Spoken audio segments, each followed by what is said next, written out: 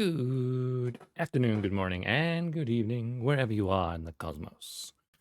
AJ Dodgestar reporting for duty, and today will be a nice, chill, relaxing Gunpla building stream, which we've not done for a while. Honestly, this has been sitting in this condition on my desk for a month at least. So we're going to finish off the wonderful RX-78-2. I also need to get background music on, that would help. Stuff is real. It is too quiet. I've got a big massive light in my way, and it's like blocking half my screen, so it's like, bear with me. I can barely see my screen. Where is it? Mood. No. Theme. Crafting. There we go. I guess it's the one I've used previously, right? Mood. Chill. What category am I even in? Wrong one. That would help.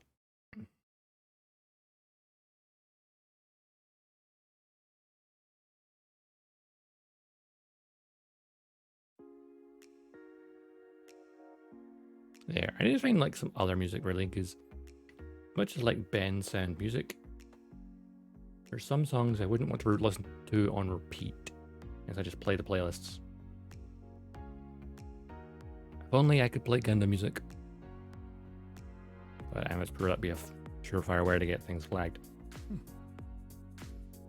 That's a tiny bit loud to me. Yeah, that sounds okay on my end. Hopefully it's okay on your end. Anyway. Let me know if the volume is not balanced, because it's hard to tell when I'm on this end. Hey. What did we do since last time? It's been a while. I'm also slightly sleepy, so it'll be an extra chill stream.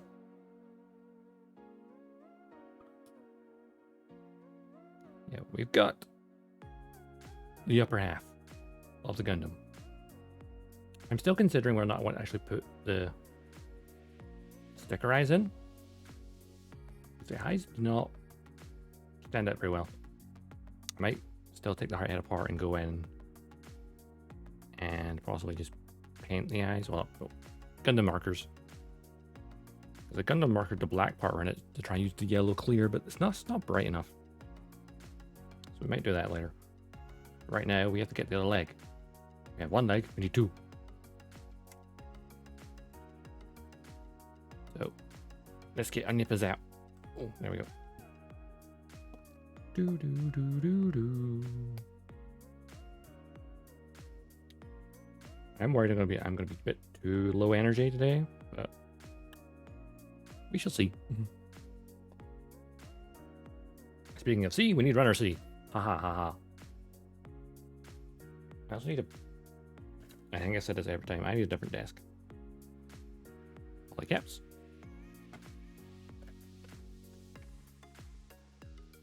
I need a bigger desk. Really do. Well, I need to do it. I'll need to take a picture of the setup, like later, and just put it on Twitter. You'll get to see how freaking crap this is. I mean, where we're looking for? We're looking for. Oh, we don't need to look for these parts because I built the ankle part already. B22. No, it was one. C14. 15. Okay.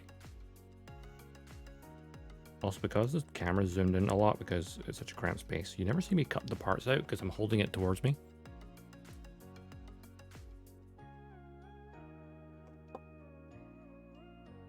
Also, the thing I never really thought of what to talk about today. I mean, I could talk about Witch from Mercury, the new episode today, but I don't want to talk about today's episode because people might have not seen it yet. Other than it was a really good episode. Okay, I'll be as super vague as possible. A lot of questions have arisen. That's probably the better way of putting it. Did it answer questions? No, it gave you very many more questions.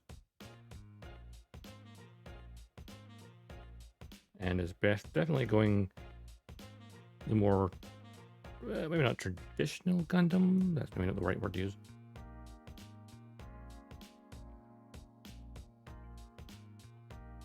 But certainly getting some very Gundam-y territory now. Of being, oh, things are not what they seem. At first glance. And some also fan theories I saw on Twitter, and I'm like, oh. Well, I'm not going to go into any further because people may have not seen it yet. Talk about last week's episode, though. Plenty for now? Yeah. While I'm at it, I'll get the knee points. Where are they? There we go. Snippity snip. The thing about Gunpla is I could very easily, and almost too easily, just sit in silence and build.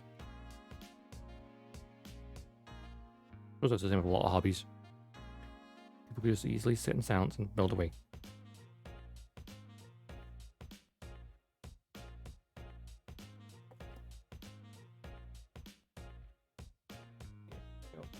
There.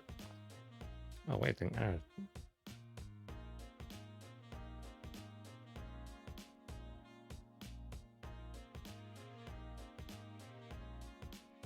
Yeah, oh, whoops. I don't know if my overlay. Right. We're building the left knee. Yes, left knee.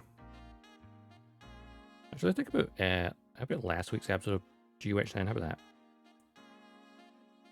Because when you first met Alan Harris, he's like, oh, he seems like a nice person.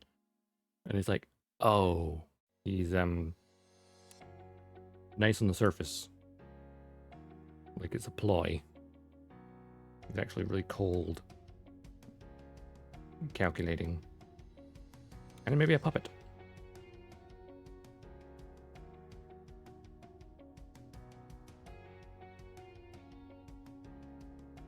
Also, props to him in last week's episode, Ghoul taking on Aaron.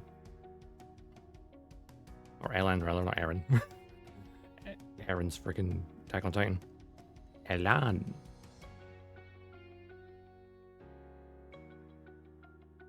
Because the Gundam Farak versus a barely customized Dalanza. He really didn't stand a chance, but hell, I gotta hand it to Ghoul. He's a good pilot.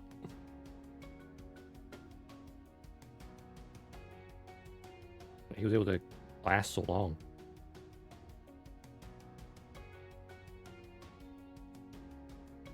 Funny how the character of Ghoul, that very first episode, you wanted to knock him out. Hey Waffle, we're continuing to build the RX-78-2 Granddaddy. The Granddaddy Gundam. I'm talking a little bit about Witcher Mercury, but I'm avoiding talking about today's episode because people might not have seen it yet.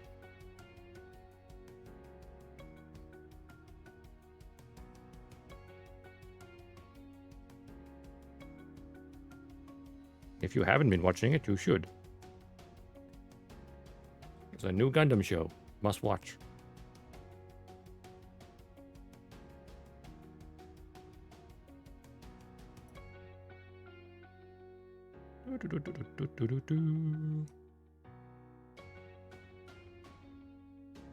Oh crap.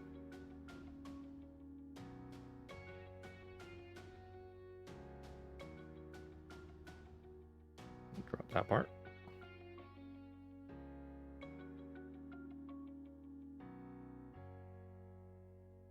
Gundams are fun to build. Honestly, at the very basics, pair of nippers, that's it. Because it all snaps together. And also maybe like a pair of tweezers if you're going to use the stickers. Of course, you could. You don't have to file it up marks, but it makes it look a bit nicer. Ba-ba-bum. No worries, you get your breakfast with waffle.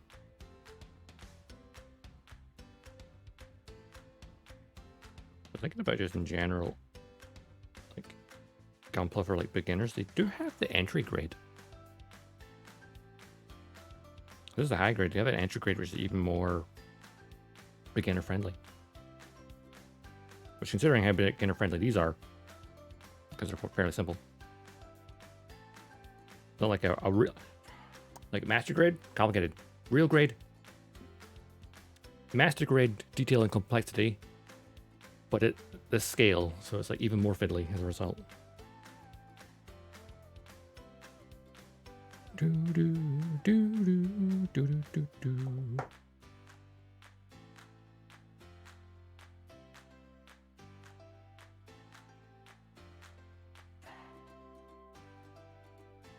There we go. Of course, I'm doing things off camera again.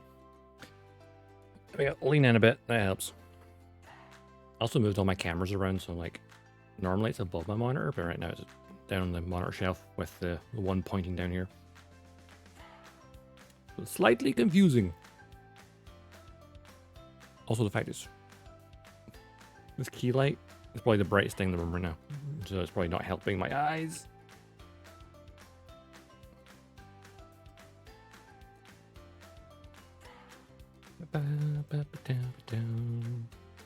I need to remember, like, I have a camera. I should be using the camera. Problem is, I've got it zoomed in as well. Because the desk space is like, this is an A3 cutting mat, and I've got it zoomed in, so you can't even see the full mat. Because I've also realized I had the mat upside down. The logo is the wrong way around, and it's, I'm going to hide it with my mouse so I don't have to look at it.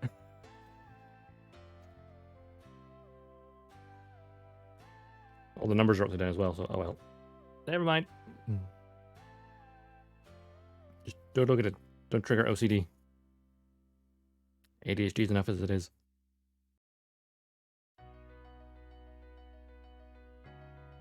The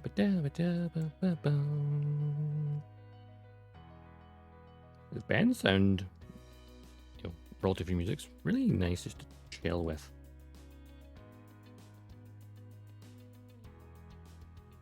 Would love to have some Gundam music, but yeah, don't want to risk copyrights.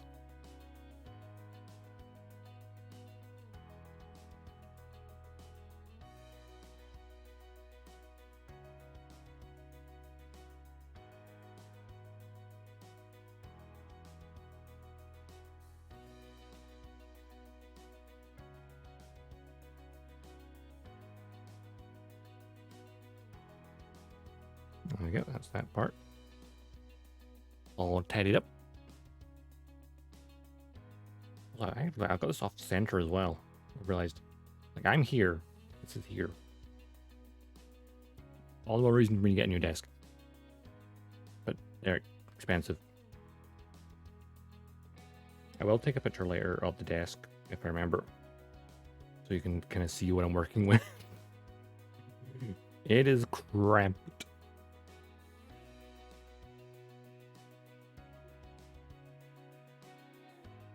I mean, just building Gunpla normally, I can just put a smaller cutting mat next to my keyboard and work with that. But having, oh, camera. Thank you. There's another thing that they get replaced or upgraded at some point is this webcam. The super cheap one I'm using for tracking right now, which I've had for ages, very reliable. But this Logitech one has issues like that, where it just randomly turns itself on and off. I usually just leave it unplugged as a result. Because sometimes if you just leave it plugged in, they'll be like, error, don't know what this thing is. It's like, okay. Also, it'd be nice to like have a camera that points directly down, rather than being at not even a 45-degree angle. It's more like a whatever that angle is, like 20 degrees or something.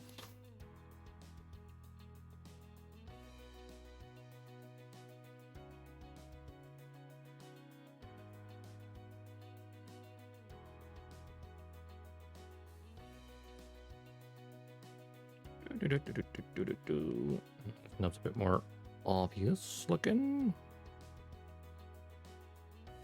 I mean, it's part of the internal structure. You're not going to see it, but I know it's there. You might see it when it bends the joint. So I'm going to tidy it as best as I can.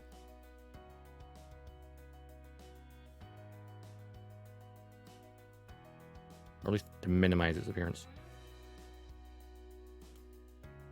Put that out of the way. Notice how I completely gave up on like wearing gloves.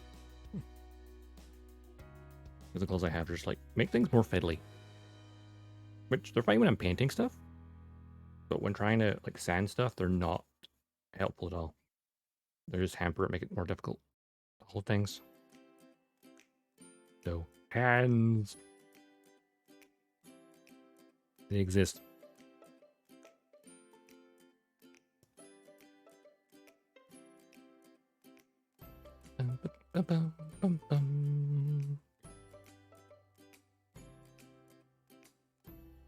Sometimes I feel like the music's a bit too cutesy for me, but just chill.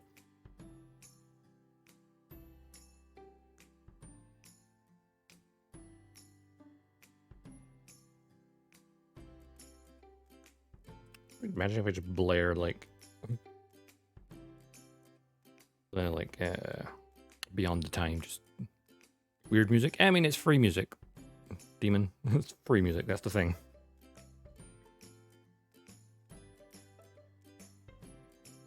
Music that won't get you in trouble for using it. Actually, what song is playing right now? Let's have a look. It's currently playing Ukulele from Bensound. It's like, okay.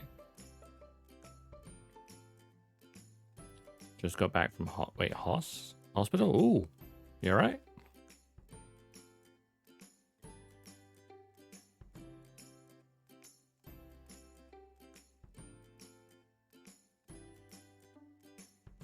Oh, hope your trip to hospital wasn't too serious.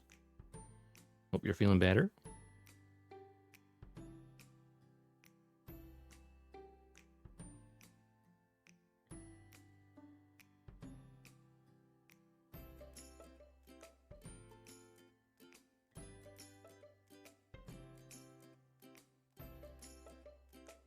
Actually, I should. You fell off a roof? What the heck? How did you fall off a roof?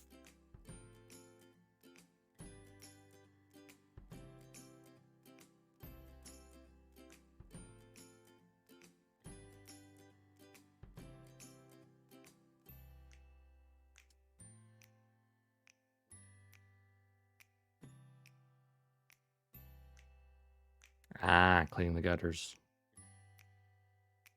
Well, you slipped. That's not nice. Well, hopefully you're alright, didn't hurt yourself too bad. Obviously, if you went to hospital, it must have been enough to at least double check.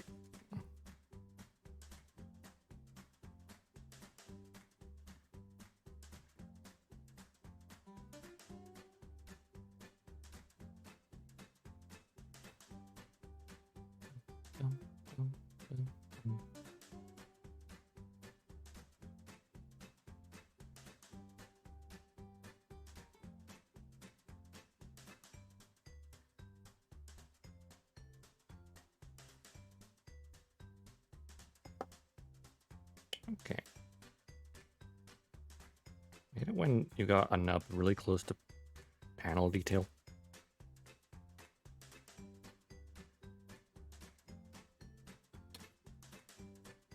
Luckily you weren't sober.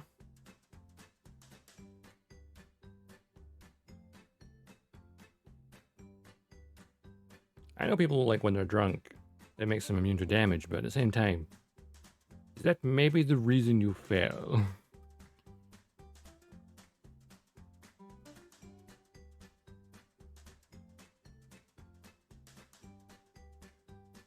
Hey, Maru. How you doing?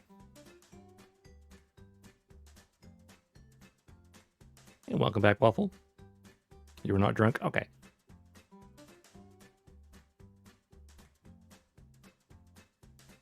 Yes.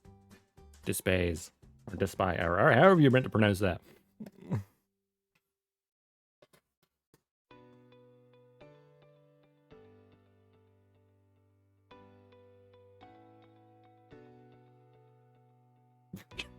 Oh, you were hot. Okay. I feel like going up a ladder when you're that demon, probably not smart. But as long as you're alright and you didn't hurt yourself too badly from falling off a ladder. Yeah, I know it's an odd word.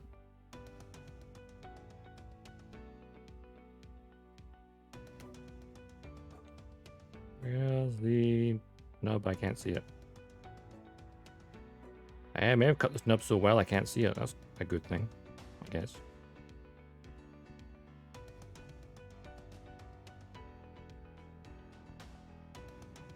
Nope, nope, there's a teeny nub here. Okay. I need to remember to lean into the camera.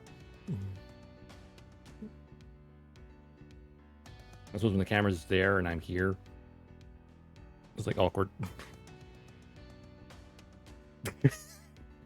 Disney.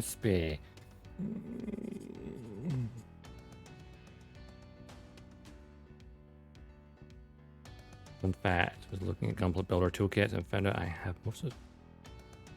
Yeah, I mean, a lot of model kit stuff are also handy for building other stuff as well.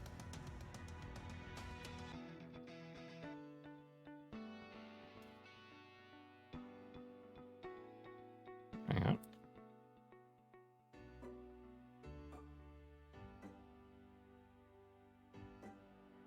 Oh, crap. Dropping things.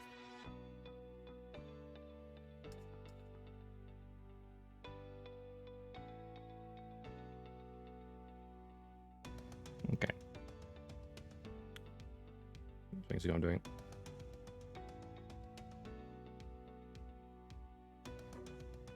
And shop. And which way around is that? Meant to go that way.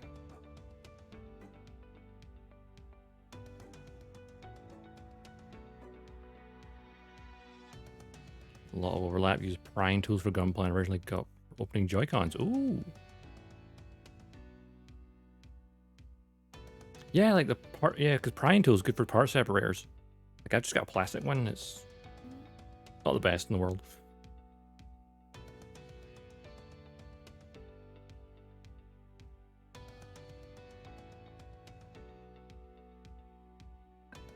Oh, I inhaled some dust.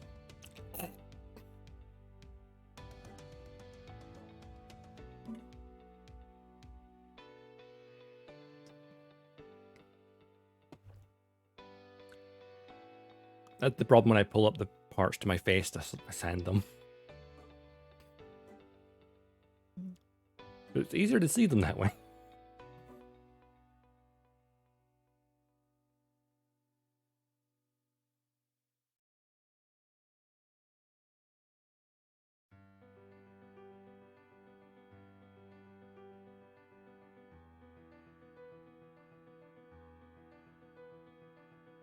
Ooh, the sand drop from Wing.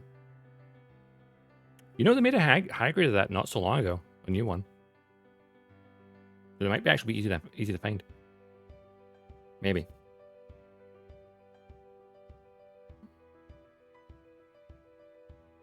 Because Waffle, you're US, right? East Coast, I think. Oh, no, the camera died again. There we go. I know, like, the US, I think there's a... Isn't that a Gundam Store USA or something? You know, website? I know it's like... Zacho Aurelius is sponsored by that thing. But there's also Hobbylink Japan, if you want to wait for it to get shipped to you.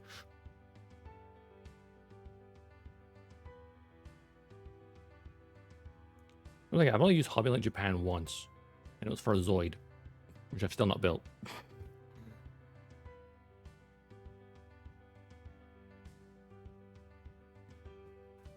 UC Gundam Store, that's the one I'm thinking of, yeah.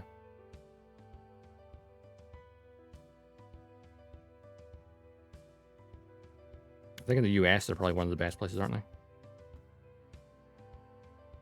Much like in the UK, the best place to get Gundam is probably Gundam Med. Not sponsored, but hey, if you ever want to.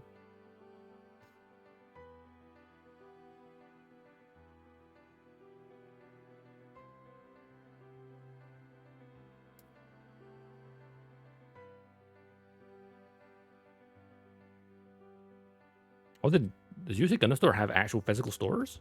I thought it was just an online thing.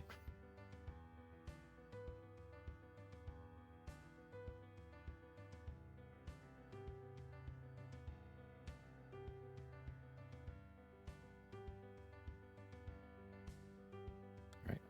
Close off the knee. Trying to remotely do it on screen. Right, the lovely magnetic coating parts. That's what they are in lower. Find out you're near until it closed down during the pandemic. Ooh, carnage explosion. Not good. Okay, dope. There's very few physical stores in the UK that sell Gunpla. Basically, you've got Tokyo Toys and Forbidden Planet. And I'm pretty sure that's it. I'm aware of it anyway.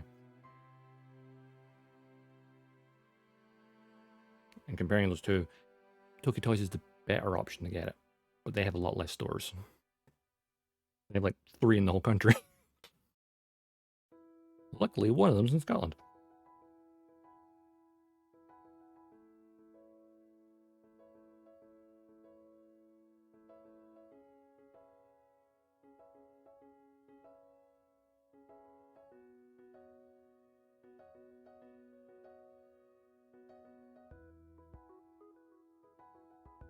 I'm trying to see nubs on a curved surface can be tricky.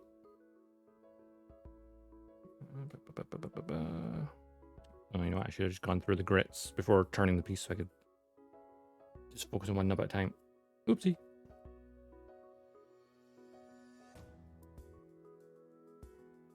I'll just file the whole edge.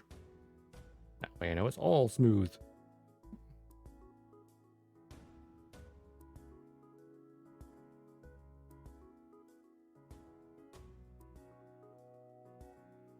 Oop, crap. Just bumped the microphone.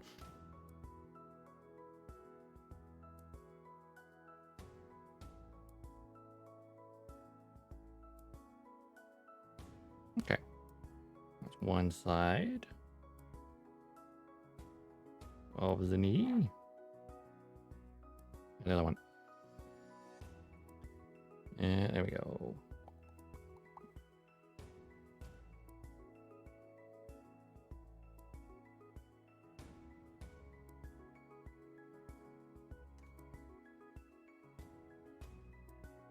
Ooh, excuse me.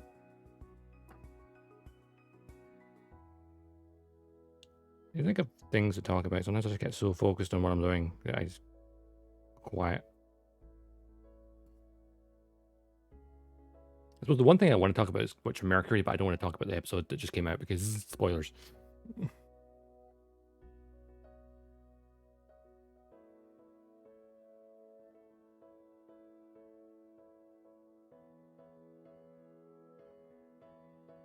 Oh, actually, I had a thought there. Because I did see on someone's stream a couple days ago that apparently for Gundam Evolution, someone data mined some things and may have found out what the next Gundams are adding to it are.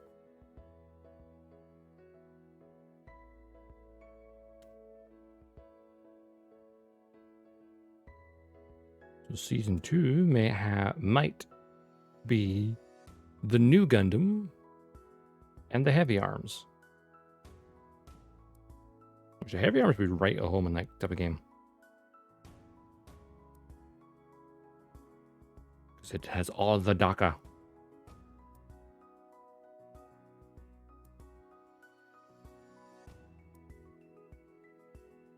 Of course, we'll find out in like 2 weeks when it actually, because I think the 17th they said is when they're gonna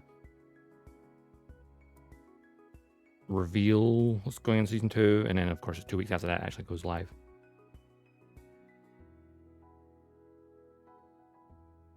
Kind of weird to think that the season is over halfway done.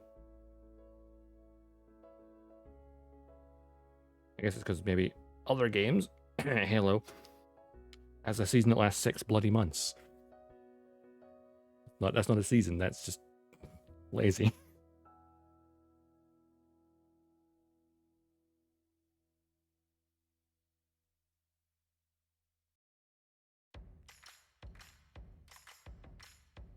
What do I need now? I need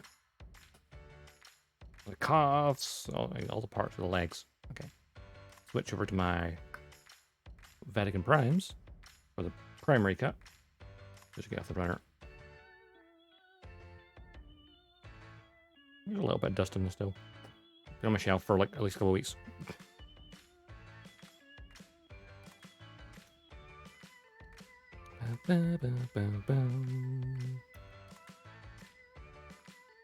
Bensound music's actually pretty just chill. Do do. Always weird when like the runner comes off of a piece of the runner. Like, I don't need that part. Thank you. You know, I'm just gonna get all. Yeah, may as well just get all the parts I've got in my hand.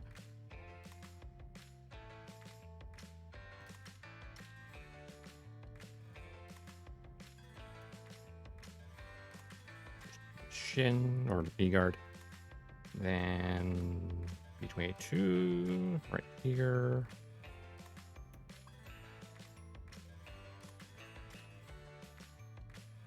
Ba-bum. Ba-bum. There's the thigh.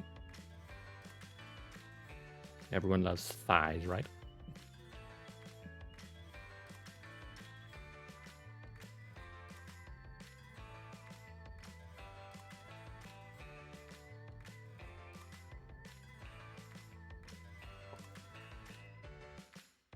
That's all of the B-Runner stuff we need for now. Okie doke. Bam, bam, bam, bam. Yes. Try and talk about Witch from America without talking about the new episode. How about that? Like, discuss it so far. It's interesting how some characters, like Ghoul, first episode you wanted to knock his lights out for being the absolute asshole he was. Subsequent episodes is like, you know what? You're actually growing as a human being. You're becoming semi-normal. Because he's constantly getting his butt kicked, and then he's learned kindness from Sled, I guess. Like he's finally like, hey, I don't need to be the big tough guy.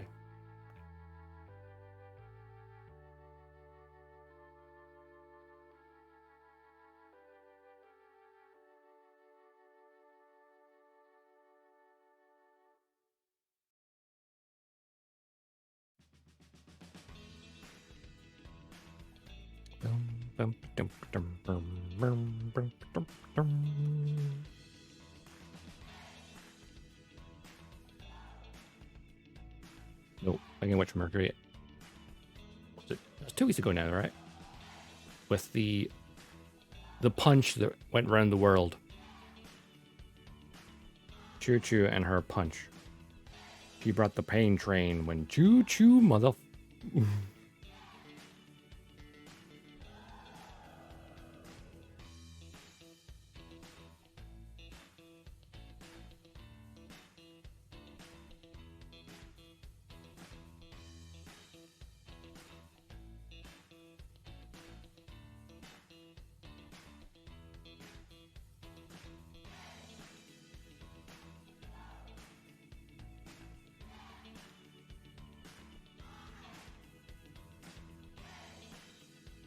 Yeah, the gif of Choo Choo punching that racist spacer, it will never get old.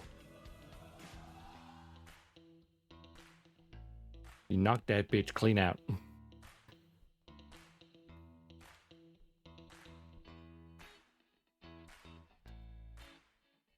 And it was beautiful.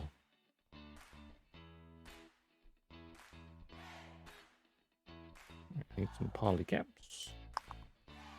Number 8. Here's the weird thing. Some people seem to hate polycaps for some reason, and I'm not entirely sure why. Because they're like, oh, the kit's like too wibbly wobbly and whatever. And some people prefer the plastic on plastic for joints, and some people prefer, or just seem to hate polycaps. I guess I've not been building long enough to really have any of my kits lose their sturdiness, I guess. Because even, hell, my real grade strike is on my shelf and it's fine. To be fair, I haven't changed its pose for a while, but I don't take it off the shelf and play around with it a lot, so. Hell, it's holding the sort of L. It's not even the actual perfect strike P Bandai version. It's just the normal strike, the L strike with the sword strike and the launcher striker. And its hands because I got the real grade Sky Grasper. Well enough, after I completed my makeshift perfect strike, the P Bandai version came out. I'm like, God damn it. I mean, the stickers are falling off of it because that's just me from building it like, no, I was going to say 10 years ago. It's not, wait, what? No.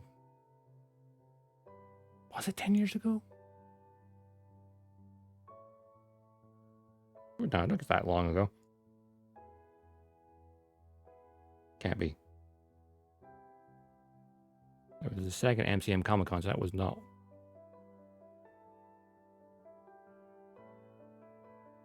I need to look it up. 2014 was the third con.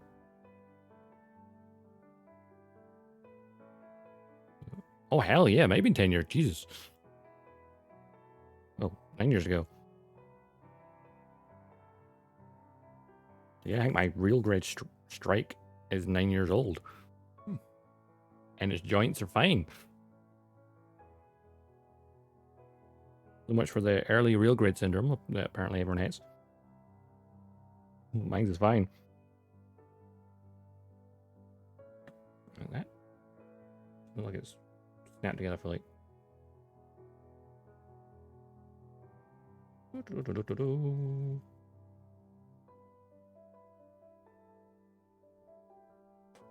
With one kit, would both love to build, but at the same time, I probably might hate it. Is the real grade Zeta Gundam? Like, holy crap! Hi, everyone. Onirazu. Welcome on in, everyone. That is a large raid. Hi. I'm like a deer in the headlights right now.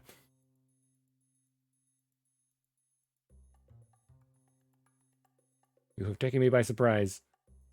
Hey, welcome on in. Thank you so much for the raid. And the follow. Onirazu, how you doing? How's your stream? I'm flabbergasted. Where's the shoutout command? Nope, wrong thing. That's not how you spell shout. Shout out. Onirazu.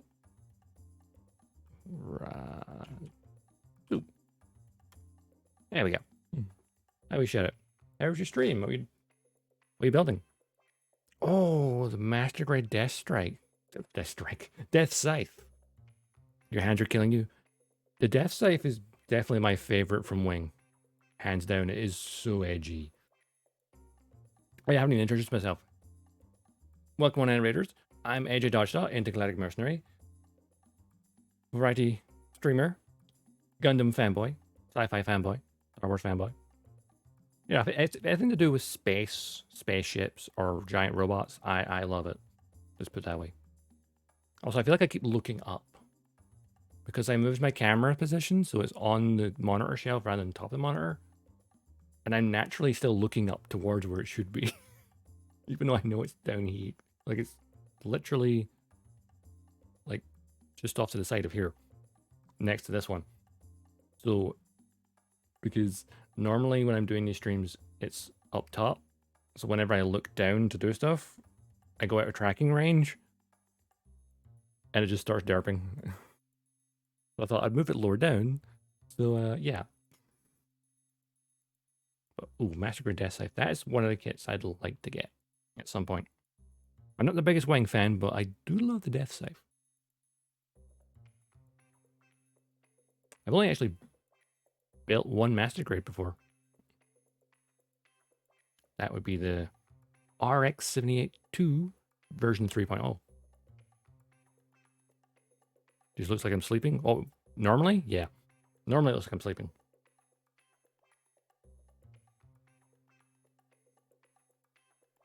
PNG Trooper. See, I considered just switching to PNGs for these type of streams. Then I would have to bother. I use it sometimes for some games where like Hard Space Shipbreaker. Whenever I'm playing that, if I try to run my avatar at the same time, the stream just lags.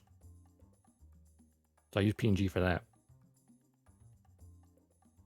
But I mean, this is not graphically intensive.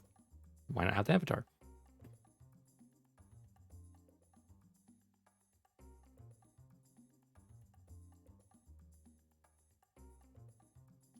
But yeah, PNGs, you have to worry about, which is nice. Which issue? This is the, well, the revised version. Yeah. HGUC RX-78-2 Revive. And which year is this one from again? 2015. God, you remember realize how old some kits are. Well, if I've built the Master Grade 3.0, I've built the real grade as well, but I've never built the high grade of the classic Gundam. This is the first time doing that. But like some of the other ones, like the Beyond Global Draza, would be nice to get as well. Because that thing looks like it has really, really awesome articulation.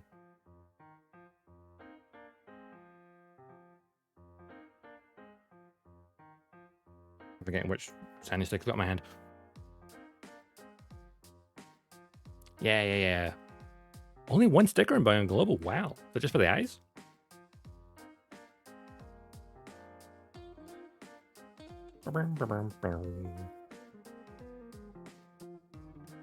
Yeah, because like 2020, just the eyes. Oh, cool. See, I still got the eyes for this one, which I'm put on because I basically, for this one instead, I'm not sure how well it comes out.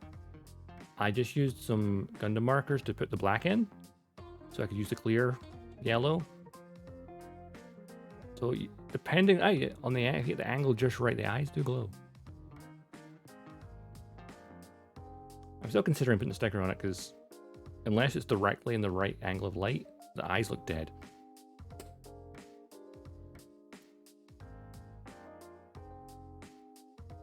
Whereas the stickers are always reflective, which is nice.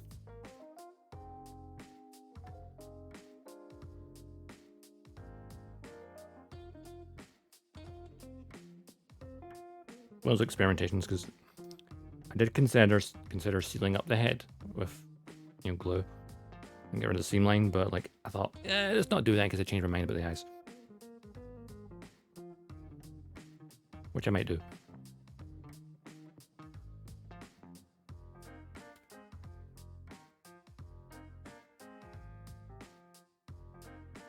Need to put my chair back in a bit. There we go. Yeah, but Beyond Global looks really, really cool. Because it's like, takes that classic design and kind of just like, kind of looks like it animifies it a bit more, like it has that kind of sleek, over like stylized look.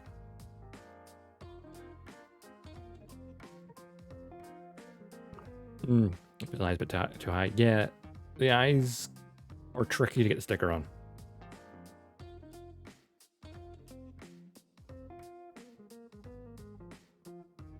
Something I'm realizing about this is because the knee's not actually built into it, it will slot in afterwards. This would be very good for painting. Yeah, I think the white's more of a slight tinge to it, right? I've never seen like Zacho Aurelius compare them all. Hey, Drazza, thanks for the follow.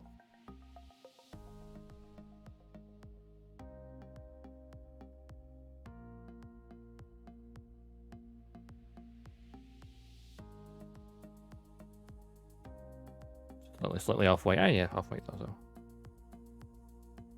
So yeah, of all the high grades of the RX-78, there's nice variety because you've got this one, you've got Beyond Global, you've got the Origin. Then there's that G40, which is very controversial among some people.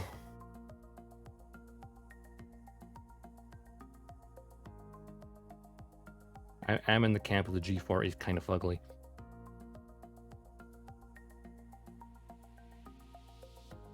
Ah. Yeah, it's more anime colors, yeah.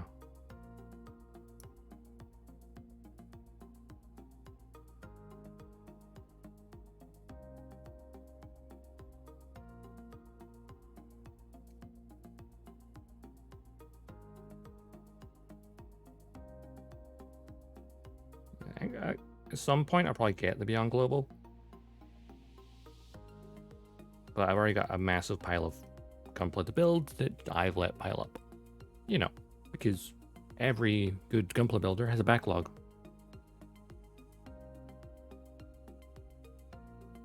Because I like to say is building Gunpla and collecting Gunpla are two different hobbies.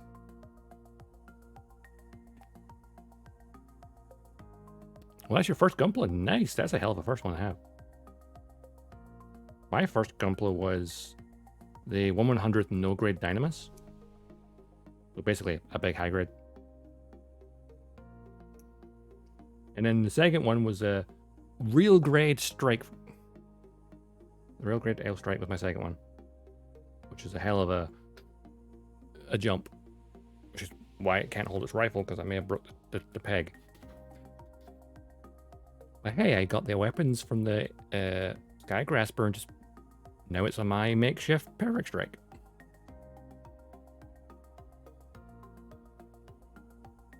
You got some in the back low, it's only Plamo. Ah, okay.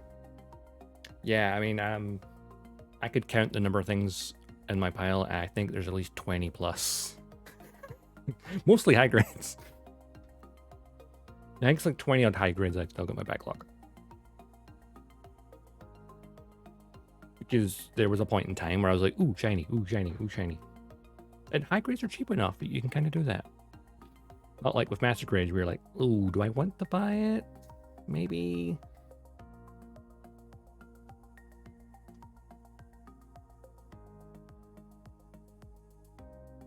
Koto kits. Yeah, Koto kits are nice. I've only done 2 Kotobuki kits so far, both of the Frame Arms Girl stuff. But I do have a Zoid and Metal Gear Rex waiting to do on Kotobuki. So let's get to them at some point. You only have one in your backlog at the moment, and it's intimidating me. Oh, it's intimidating you? Is it a perfect grade? Because if it is, I agree with the sentiment. I have a perfect grade Strike Freedom in my backlog, and it's intimidating me. Ooh, full armor unicorn. Master grade full armor unicorn. Ooh, yeah, that's intimidating. I have the high grade full armor unicorn waiting to be built, and even that intimidates me a little bit. A Verka. Ooh.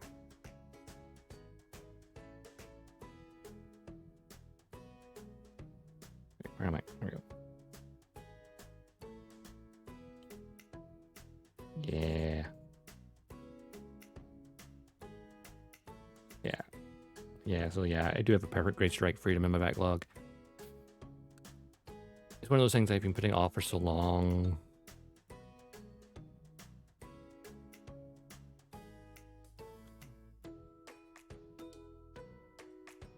I'd never built a perfect grip before, and I bought it at a convention a couple of years ago.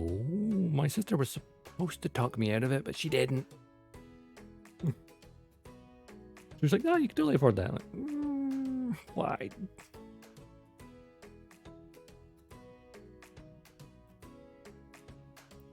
Perfect grade Exia. Ooh, Exia is gorgeous.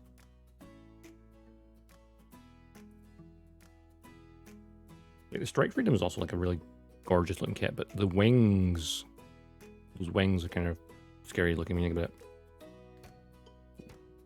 One Koto kit. Oh, Figurized Standard Digimon. Ooh, nice. Those kits look nice. Ah, Megami Device Ashra Ninja. I've not built that, but my sister has. She has fallen down the rabbit hole of Megami Device. I may have introduced her to model kits, and now she's, well, become obsessed with mecha girls.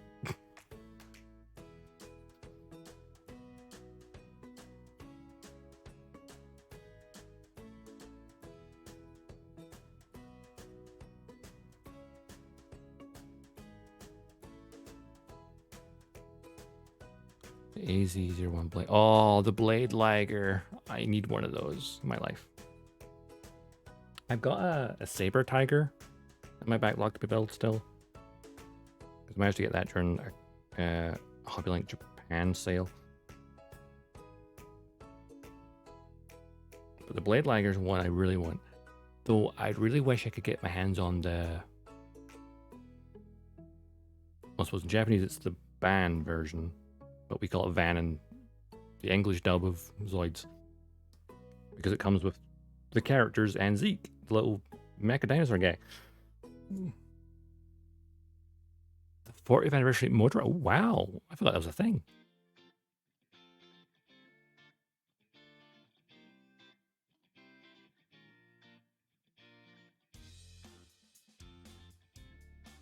Rasami Liger. Yeah, I feel like the Zoids are tricky to get a hold of.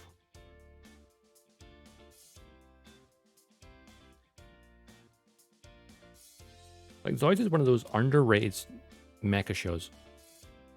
I've only ever watched Chaotic Century, which was the dub on like Sky One back when I was in school.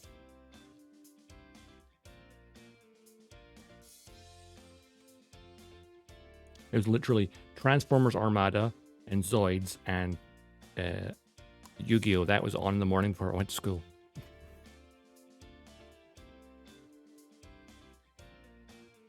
Have breakfast, go to school. But watch anime beforehand because it was on TV. Didn't know it was anime back then.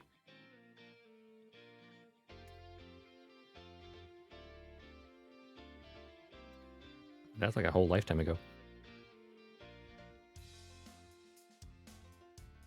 Too tricky about. Ah. Wow, was it really tricky to get stuff in Australia? You think the proximity would be easier, but then I have to remember, like, Gundam Evolution is not available in Australia. And apparently it won't be until season 3. Like, why? It's literally across the ocean.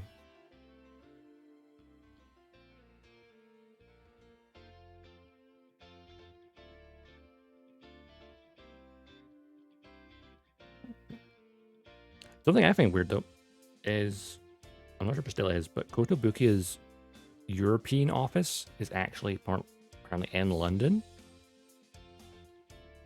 but they don't have a direct supplier to the UK itself. They have a supplier for Europe. They don't have a supplier for the UK, but their office is in the UK.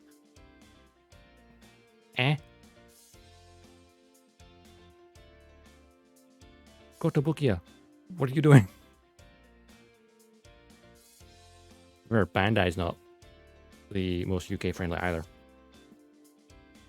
Because like all the UK suppliers have to piggyback on the European supply, like UK stores have to piggyback off the European suppliers and buying it at pretty much retail prices.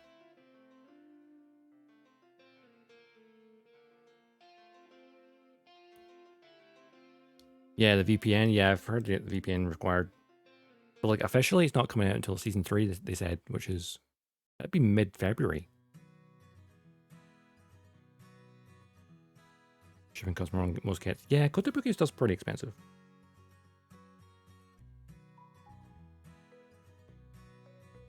Grey market. Ah, like Hobbylink Japan. Not like I would think that'd be cheaper shipping than to UK, Australia, right?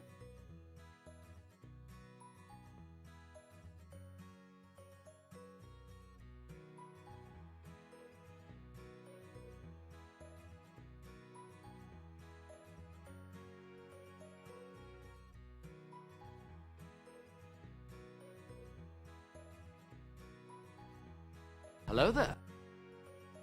General Zombie. Howdy.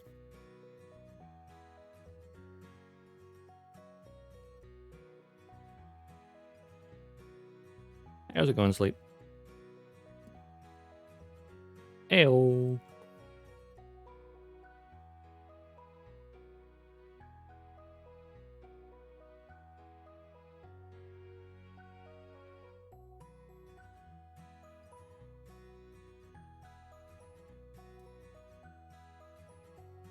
Mostly Hobby Japan, but shipping still at 10 because, yeah, the Japan Postal Service is still having issues.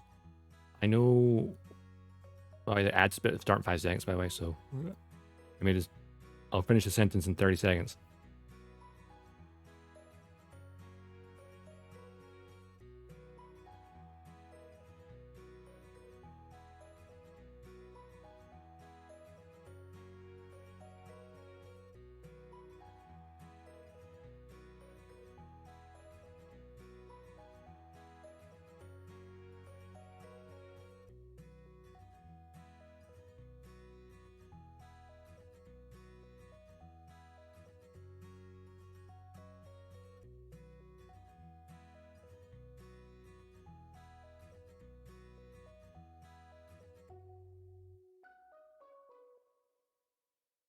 Okay, no, ad should be over.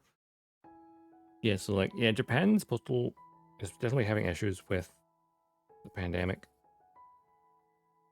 But I suppose also for like UK and Europe, I know that other European crises on the the eastern end of Europe, without saying it directly, means air travel over certain countries is affected, which means air mail is affected because air mail from Japan would fly over that country,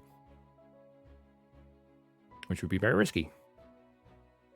So like it has to go via ship, which seems odd. I know sometimes my sister's ordered for like figures that is like, oh yeah, it's out, but we can't ship it to you because the shipping method you used is not available due to certain conflict. Like, fly around it.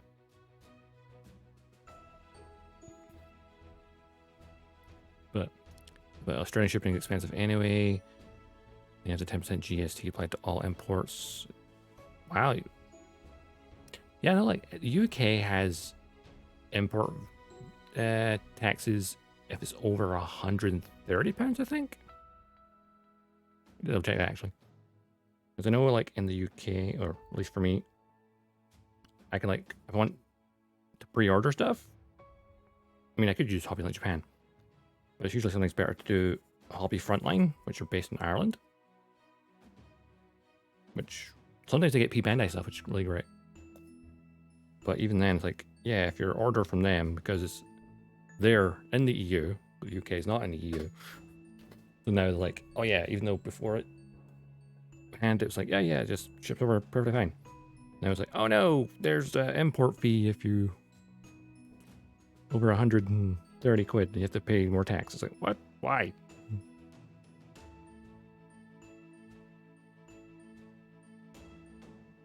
If you're in containers, okay. I'm learning a lot about Australia. Waffle just learning about Gundam markers. Yeah, they're very handy. That's how we've done the paneling on the torso so far, as well as the black around the eyes. Actually, if you want an example of paneling or just Gundam markers in general, oh god, this is dusty. The ground Gundam. Like the white bit there, not the big part, but the small one. That was from Gundam markers. Same for the bar at the top of the shield. And the grey around the neck. That was a pure white part before. Oh yeah, and also the crotch V-fin. Gundam markers. I do love the ground types. Oh yeah, actually the thrusters on the leg as well. Gundam marker. They're fun. They're really great if you don't want to get paints. I love how like the comparison between the Gundam and then the mass-produced ground Gundam. It's so much more chunky because it has inferior armor. And inferior specs as well, technically speaking. At the Kickstarter last year. They locked shipping $29, expecting it to go down after COVID. It didn't. Yeah, things just keep going up. Kind of shit.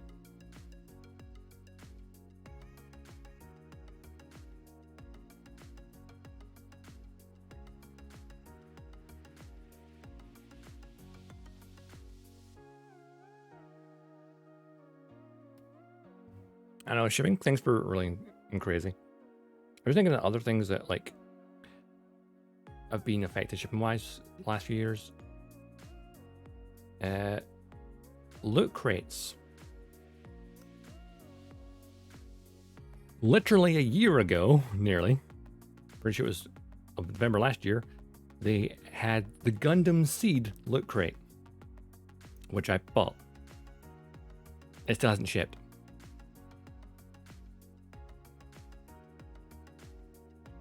Like, come on.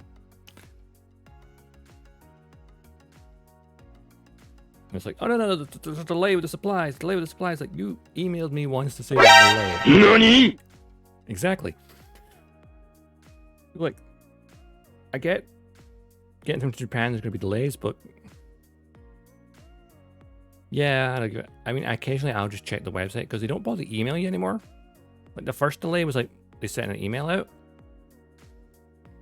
Look crate going, hey, there's going to be a delay by a few months. Like, okay. The few months pass by. Like, okay, I got to check if there's no email. So I've been checking the website every so often, like maybe every couple of months when I remember about it. Apparently, last time I checked it, it's going to ship in November. It was supposed to ship in like February, I think, originally. So, go figure. Basically, my first time ever getting a loot crate, and I'm kind of disappointed with the service. It might not be their fault, but still, there's a bad taste in the mouth.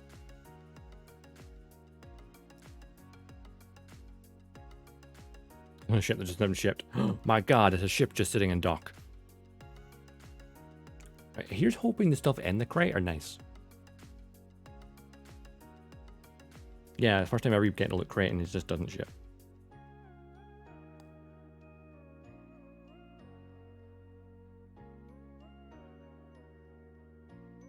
Hopefully, I'll get it. Well, if it's going to ship in November, maybe I'll have it for Christmas. Maybe.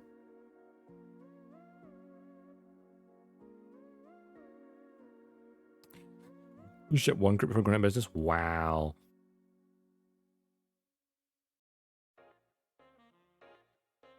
That's rough, buddy. Which Christmas? That is a fair point. Sleep. That is a very fair point. Well, I should be guaranteed it before next Christmas, right?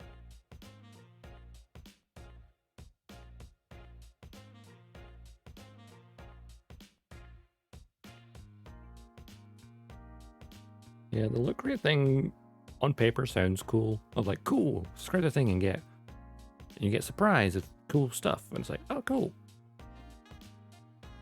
Having gone for one specific crate and a year later, still don't have it. Like, I'm never going to get a loot crate ever again. Because still didn't have the first one. Unless, of course, the stuff in it is really, really cool. I definitely wouldn't get anything anytime soon.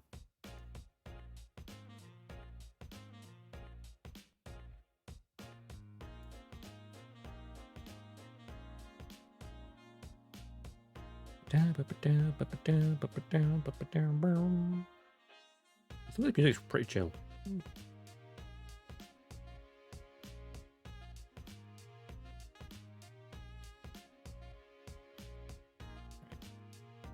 I always hate it when you've got like a nub next to a panel. Like, don't do that to me. And just make sure I don't stand near it because it's raised. It's a raised section. Which is why I pull it way towards my face so I can see it better.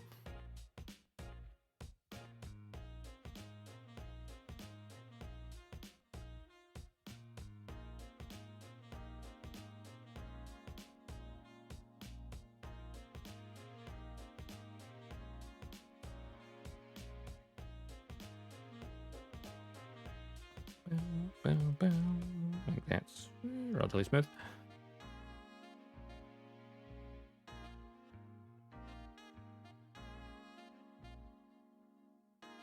What adhesive? None. Well, I'm not using any. Because Gunpla, you don't have to.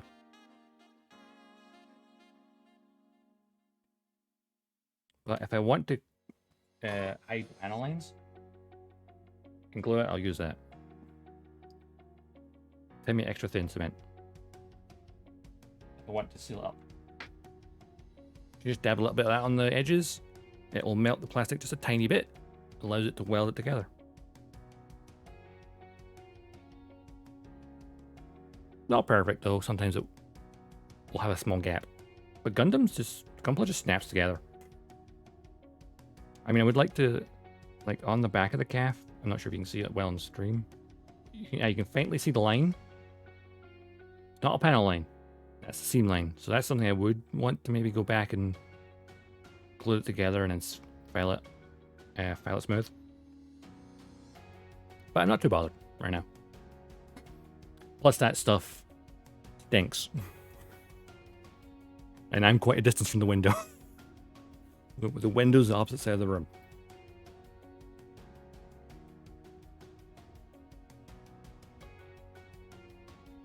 I say it stinks, but it's not that bad. It's just, you have the bottle open for too long, you'll notice.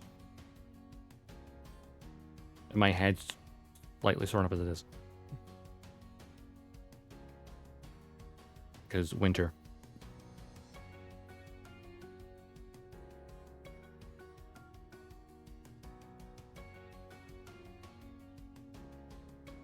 But no, that to me, extra thin is really good if you want to hide the panel lines. It's just literally, you dab it in between two parts. You put it on the edge of both parts and just squish it together. And because it like melts the surface a tiny bit. And boom, seals it up. Then you just like file it back down, make it smooth. That's the thing, is it is on the back of the leg, so you know, a lot of people like to, I don't have any tools for it myself, but you can kind of scribe the seam lines and make it look like a panel line, which is quite a smart way of doing it. That way you can get rid of the seam line, and create more detail in the process.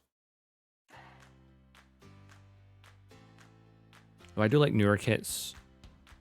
Like if this was a newer kit, instead of it being two parts squished together that way, it would probably be where the panel line is, would be the actual seam line. So that way it'd be like the front and back part to go together. So the seam line is hidden by a panel line, which is a much smarter way to do it.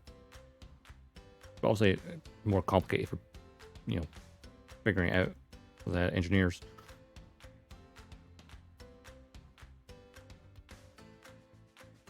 Yeah, genius.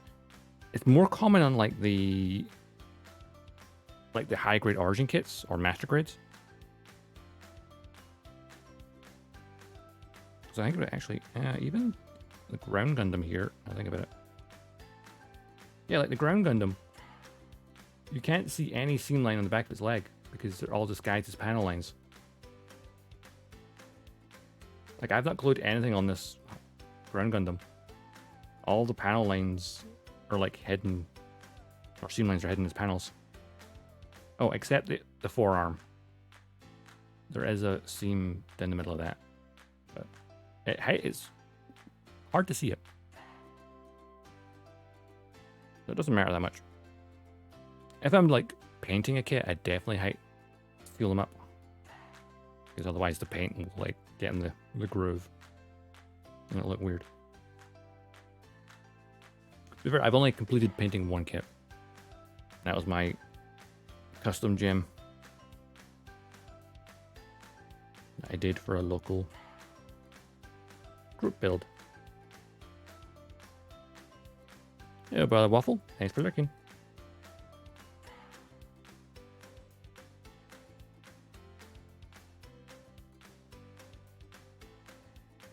I can grab a gem off my shelf behind me and show you in a minute.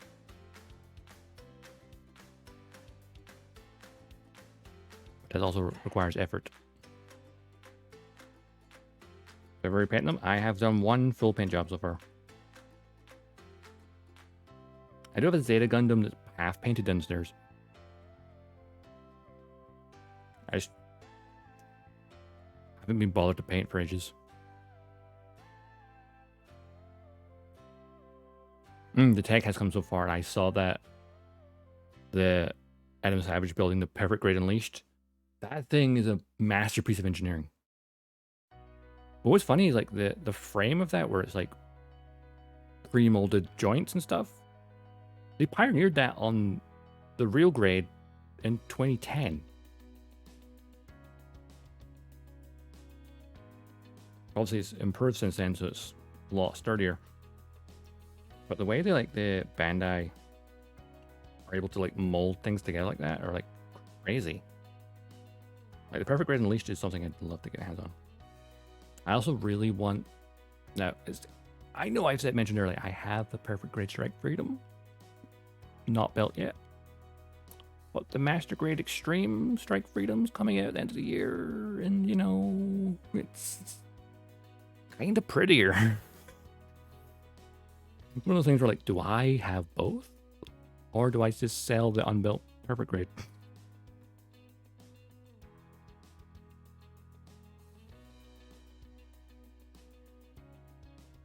I would love to get my hands on though the Master Grade Extreme Unicorn, because that lighting system looks pretty sick.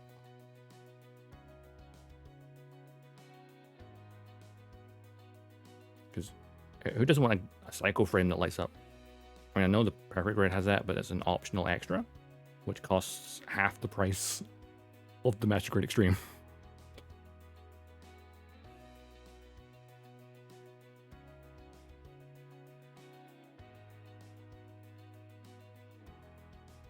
I always found it funny when the Master Grade Extreme Unicorn came out.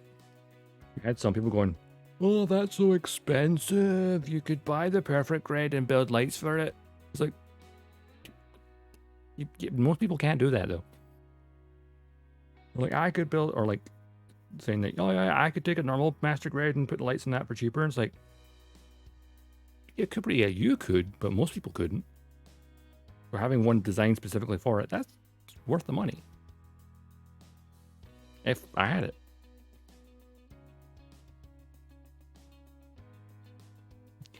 Sleep advertising the Discord.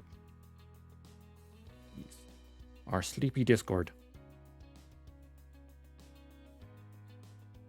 I feel like most of the stuff in there recently has been me either talking about Gundam or Star Wars. One of the two.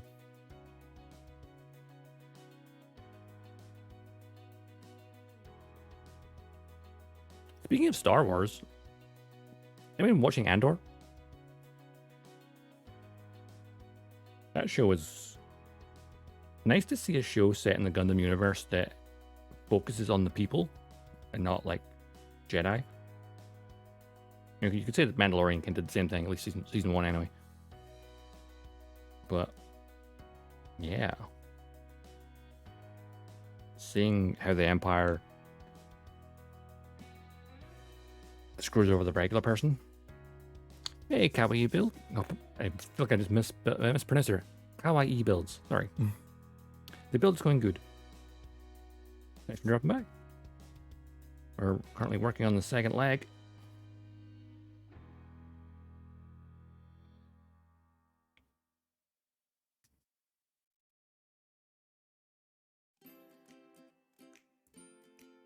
And I think we're almost finished the second leg, actually. You haven't watched Andor yet? You know, sleep? You should. There's 9 episodes so far.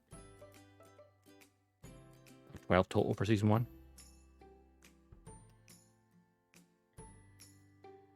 The most recent episode really makes you hate the Empire even more than you already did.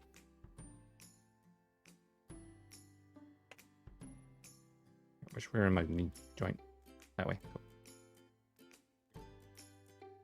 And this would be really good for painting because you could glue that up, paint it, and then just slot the joint on. There we go. Nice.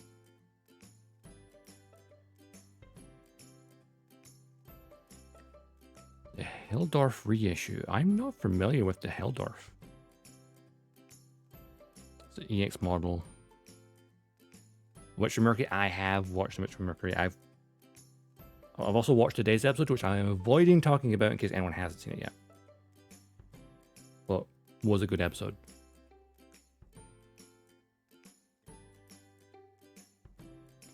Anyway, just binge watch it, sleep when the whole thing finishes.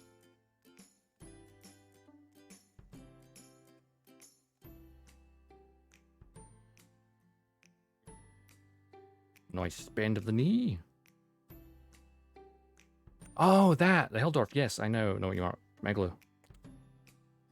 Oh, yeah, I remember seeing that, actually. I just couldn't remember the name of it.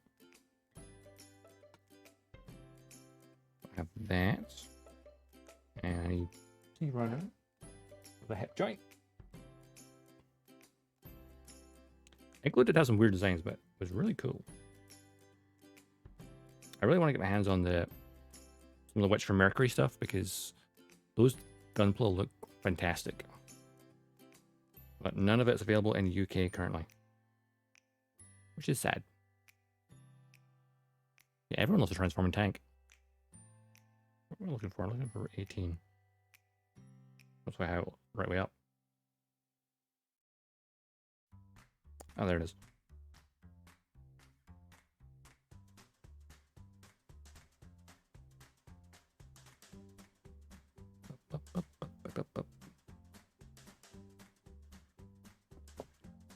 There we go.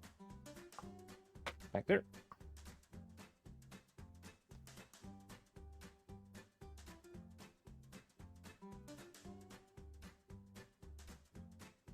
Hydrate? Okay. I shall hydrate with this. Dragon fruit gamer subs. Unfortunately, my cup has,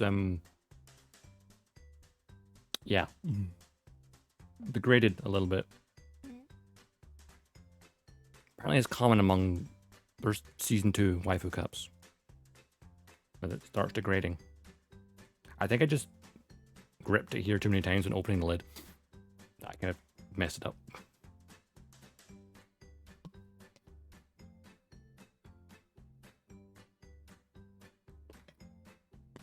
Clear effort. No, I'm not a fan of the clear stuff that much. Like, the clear ones are very hit and miss. Though I have seen, like, some people, like, it'd be a cool idea to have, like, the clear Elfrith behind the aerial as, like, the predecessor. Which is a cool idea.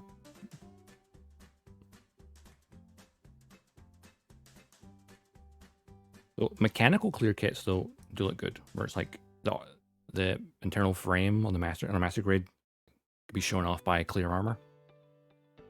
Yes, they do. Watch Witch from Mercury. Watch today's episode before the stream, which is why I'm avoiding mentioning anything from the episode, because I don't know if anyone's not. Because literally the episode came out this morning. It's like I don't want to talk about it because people probably haven't seen it yet, but it was a very good episode. All I can say is, after watching it and seeing some of the fan theories on Twitter, I'm like, oh snap! That's Gundam. Like, the prologue episode was dark. Most of the show so far has been fairly lighthearted, but that's the most recent episode. There's some dark shit in there. Some of it you might not even notice.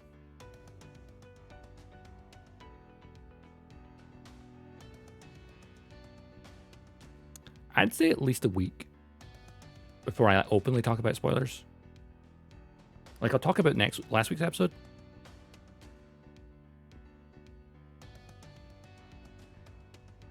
Oh, a poll. Okay. How long to talk about spoilers?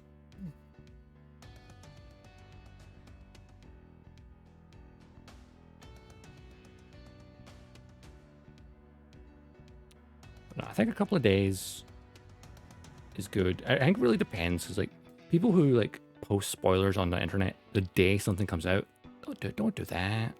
It's why I deliberately watch Marvel movies the day they come out, because even if I'm not the most invested anymore in Marvel movies, I still don't want a spoiler.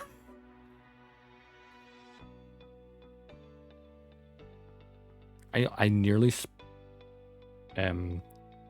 myself for Witch of Mercury last week, because I was working last Sunday, and I was on my break and just flicking through Twitter. I'm like, oh crap! Like, saw one image from it. I was like, no. I thought it was a minor spoiler.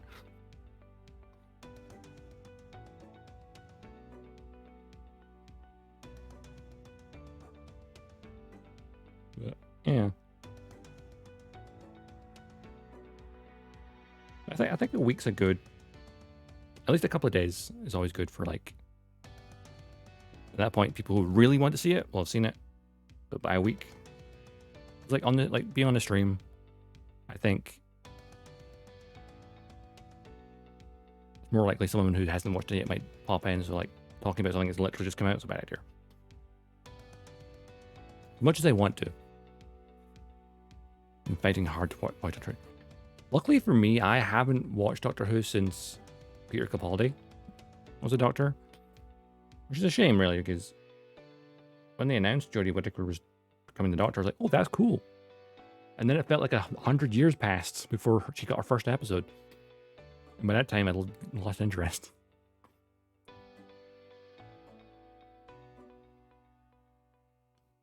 But I kind of want to go back and like watch through it all, like binge watch all of her. Yeah. I feel like if it's a show I'm not currently watching, a spoiler can pop up and I might see it, but it won't register because I'm not paying attention. I have no context.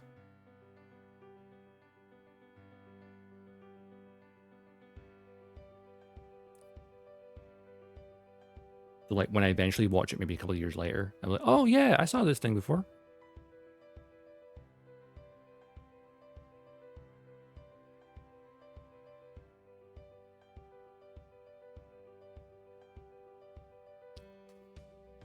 She-Hulk's all right. Unskippable lads. Oh, right. It's only 30 seconds. You can't skip ads on Twitch. I put it to 30 seconds because once an hour, like if I paid more attention to the countdown thing, I could probably figure it out more. But like taking a break every hour for like say 3 minutes to get like maximum advertising revenue. Like, Oh, let's keep seeing She-Hulk. Ah. Yeah, I suppose that's the weird thing as well. When things start like advertising, and Marvel's definitely guilty of this, whereas like if the thing's been out for a week, hell, even half a week, they start showing spoilers in their adverts, and it's like, why? Why you do this? Actually, same for Star Wars.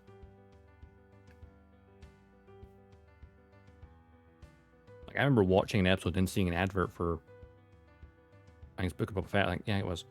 I remember watching the episode and then seeing the advert for like later that day, and it's like, oh, you've already.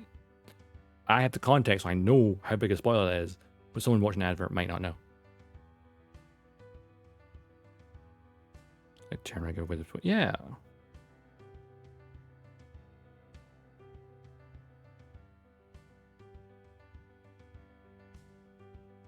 You want to give it just enough to get people's attention without, you know, spoiling it. It's like, when it comes to spoilers, like I will still never spoil Star Wars Knights of the Old Republic because the plot twist in that is so damn good that if someone hasn't played it, I just say, go freaking play that game.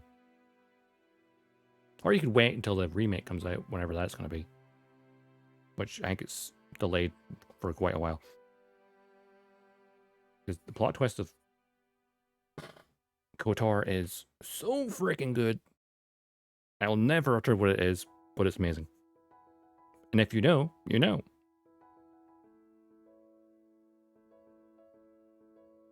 Mm-hmm.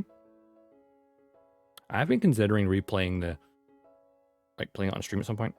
Because I played the Old Republic on stream a bunch, but KOTOR might be nice to play on stream.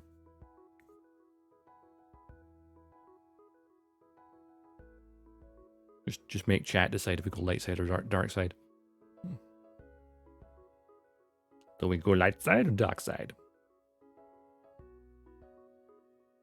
Actually, I had that when we played Mass Effect. I had the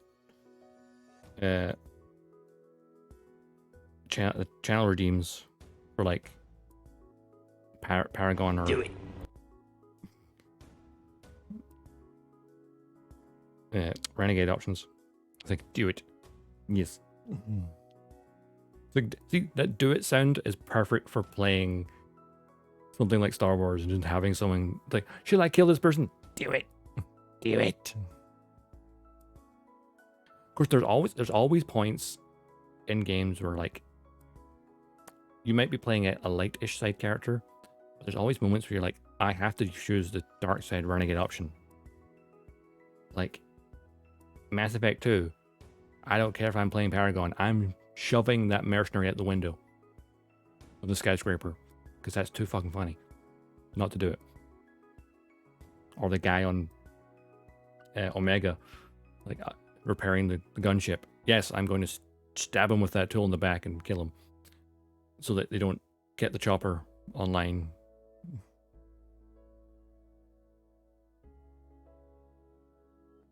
Or like in, is it Sith Lords? Is it Counter to the Sith Lords or was it the first one? I can't remember. When you go to the Nar Shaddaa. Actually, no.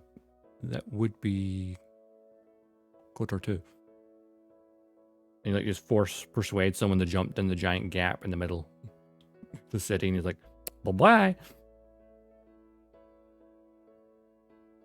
It's like, oh, you're trying to mug me? Jump off this cliff.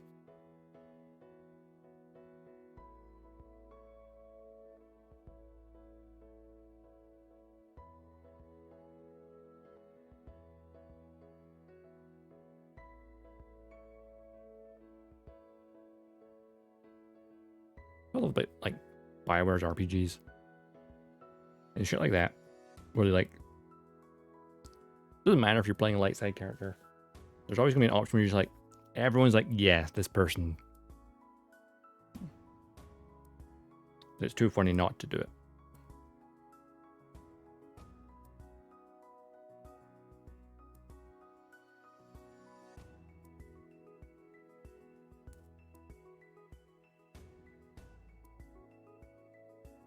Okay. I took forever doing that one part. Did I fail this yet? I don't think I have. Have I? Nope, I haven't. Couldn't remember if I did this part yet. The hip. The hips don't lie.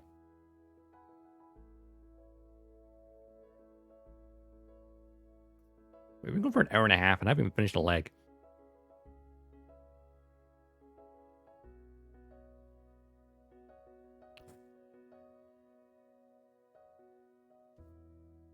To build the crotch.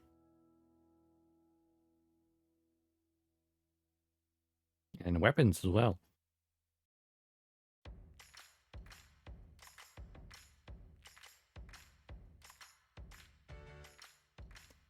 Bam bam. Bam bam. Bam bam. Bam bam.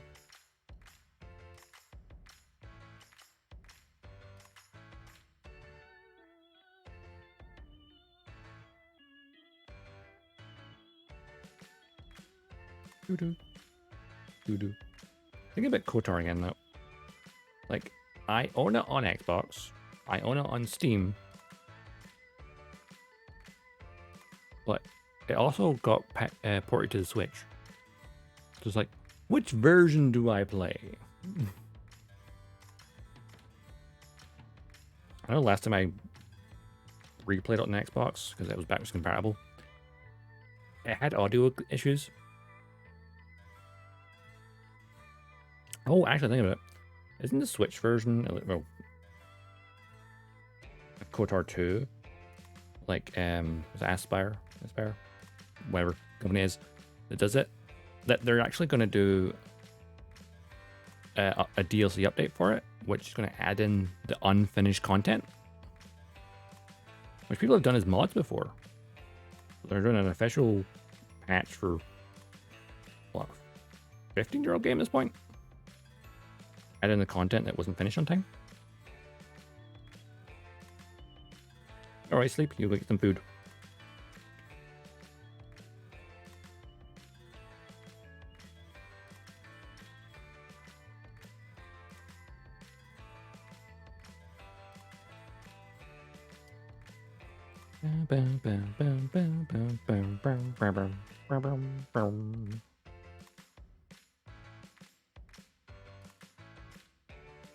Okay, and what do I need still? I need Polycap 6. Which is that one here. Ooh, ooh. Snippy snip.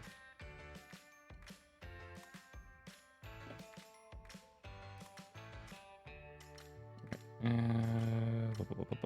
This way around. Yes. That goes like so. Then this part goes into there. And then this part goes on to here.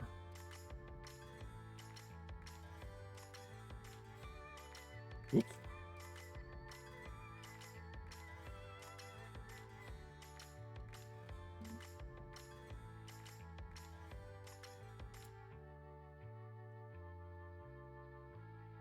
And the foot.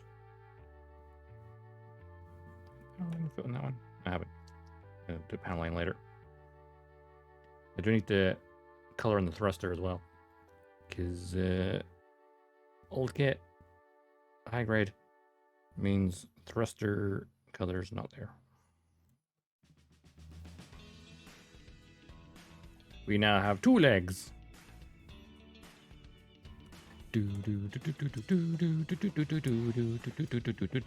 Hey.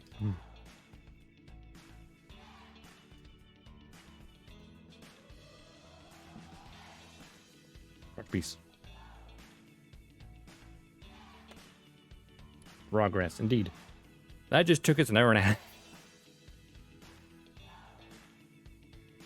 Did I mention I'm slow?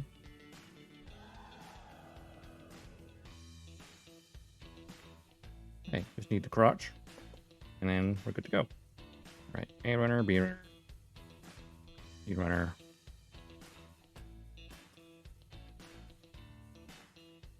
Well, I know what that part of that is, I'm pretty sure. 31. Sometimes getting parts off the runners is very fiddly because the runners are so big.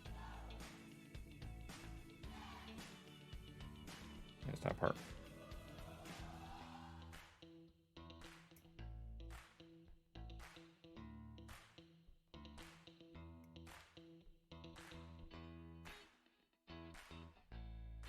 Took you 2 streams to finish RX-78-2. This is stream 3.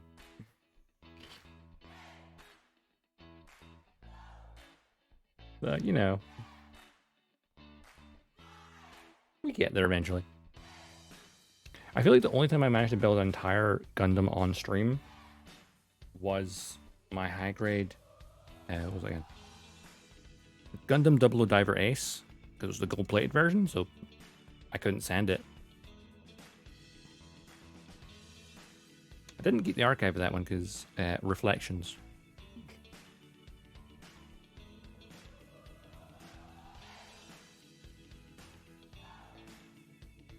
Also didn't keep the archive of the ground Gundam either because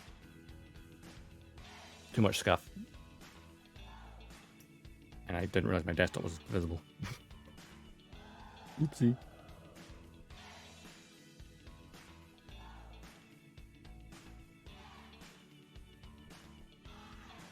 Standing does take a lot of time. Like, if you just snip it together, you can be done in no time at all. It's like Bandai's 30-minute missions. It might take you 30 minutes if you're just snipping it together. But if you're going to send it, it's more like 30-hour mission. Or at least 3 hours. Everyone else is... Wait. I'm going to grab this while I'm at it. I'm going to grab all the parts for this section. Because why not?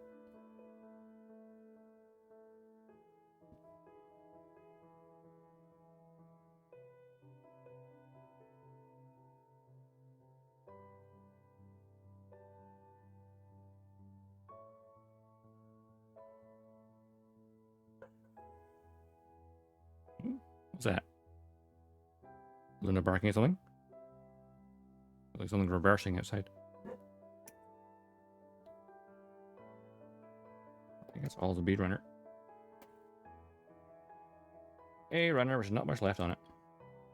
And somehow I managed to snap that. When I was getting it out of the bag, I kind of opened the bag and kind of clicked at the same time. Thankfully, it's the point between the 2 runners, so it's like, that's fine. Right, I need this part. Which I need to add in some color. I don't want to use a sticker. Actually, that's quite an indent part, so maybe the sticker might work. I got this. Oh, wait, I forgot apart from the beam runner.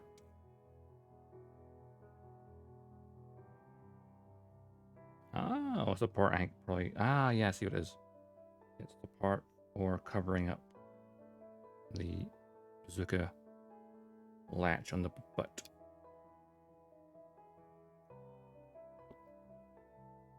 Okay. And then we get these lovely yellow parts, which I believe are actually the helium control cores.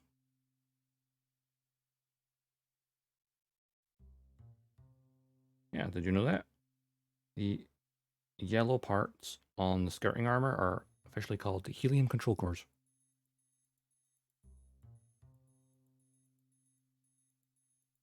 Something I think most fans didn't know, and I didn't know for AJ either. And the fact that they don't exist in the gym implies it's maybe it doesn't have a helium cooling system. So perhaps that is one of the major differences between a Gundam and a gym.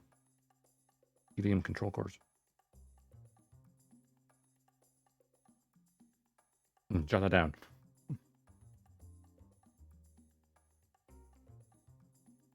I'm guessing it's part of the cooling system for the Gundam. Which kind of explains if you think about it. In the anime, when it does the re-entry, the crotch piece opens up and that weird gel comes out. Which is goofy as frick in the original show. But when they've redone that cutscene for like video games and stuff, they make it look a lot less goofy.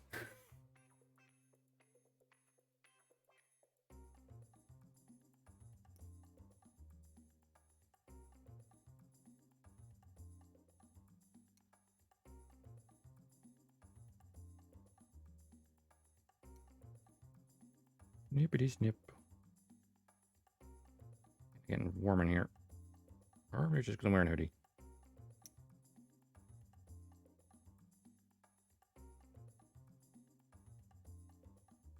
I think it's like wearing a hoodie. Does I remember back when I started VTubing and I just wore a hoodie on a default almost. Your classic male VTuber starter pack. Vroid model with a hoodie. We're all guilty of it, let's be honest.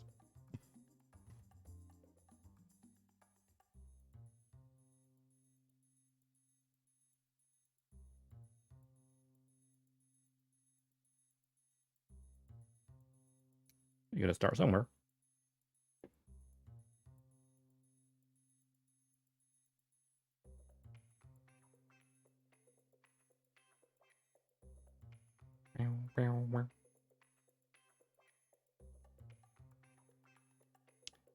I mean, I did it like 2 years ago. I think it was less common back then, but it's more common now.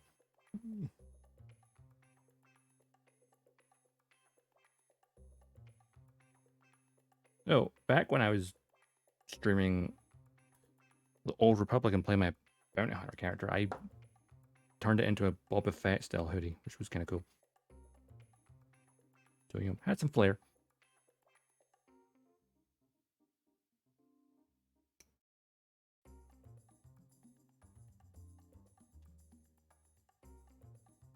Whereas now, Vroid model, but with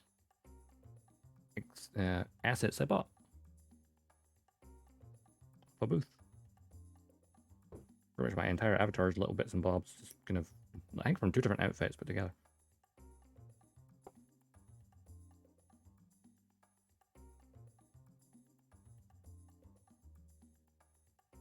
The lighting in here's... I feel like this key light is so much brighter than anything else in here. Yeah, this is a Vroid model right now.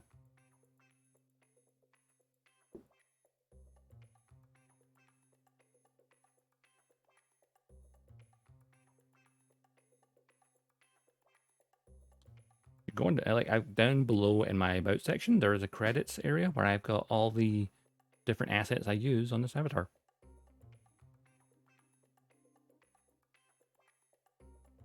Should have links to the booth pages as well for about everything.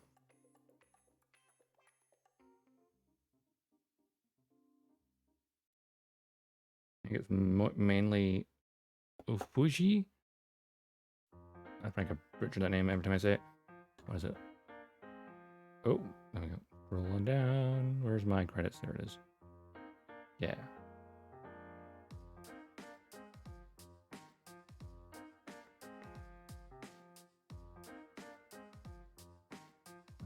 Yeah, LagrangeSix is... Yeah, Fuji's the jacket and that. The undershirt and Dogtags, that's LagrangeSix. The boots by Yuhei. The eyes Offgala, but I modified them a little bit. Skin and hair texture. And the hairstyle. North exit. So I edited the textures a bit. To create my personal color.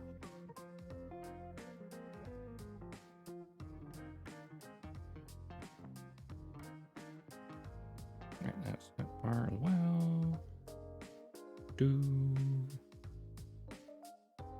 Now, Vroid's fun to just mess around with. I'll be messing around with it more, just trying to do original stuff, and it's like, sometimes just basic textures actually look kind of nice.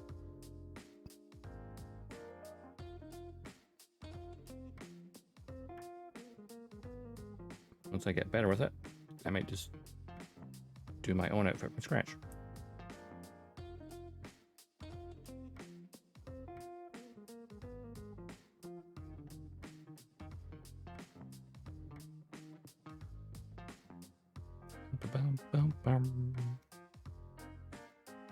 Yeah, there should be links in my credit section to everything I use.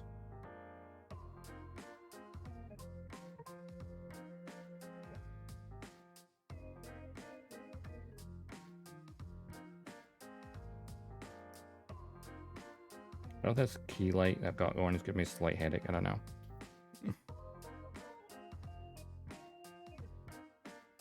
The rest of the room's pretty dark because the lighting in here is just terrible. Whoever designed this house, you put the window and the one light source next to each other. Hi. It's like the window's off one side of the room. It's a very narrow room. And then the light on the ceiling is near the window. So it doesn't help much. It probably doesn't help that I painted the walls to a dark color, so the light doesn't bounce around too much. So hindsight, you know.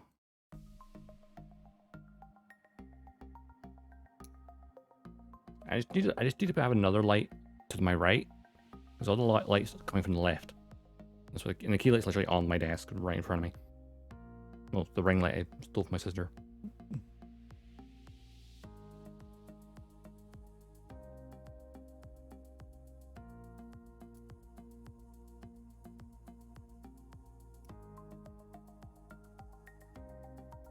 Oop, pang the thing out there.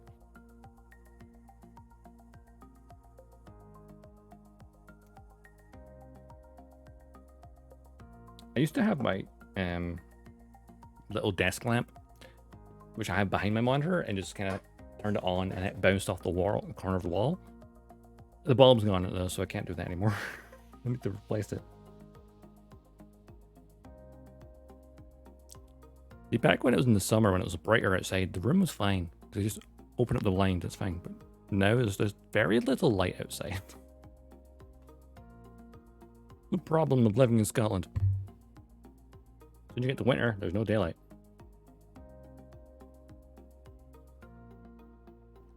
Like, it is coming up to 4 o'clock. The sun's already going down, I think.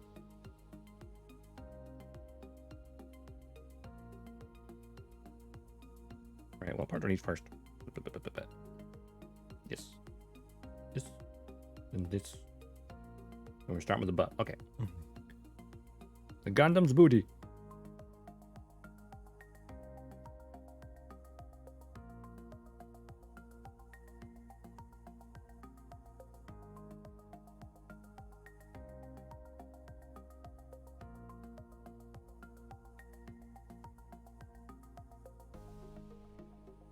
I love it when its parts are going to be hidden, because you can just kind of file it quickly and then not bother with it after that. Because if it's going to go inside here, like, you're not going to see the edges. But on the white parts, I will notice. But luckily, white hides the nub marks or stress marks really well.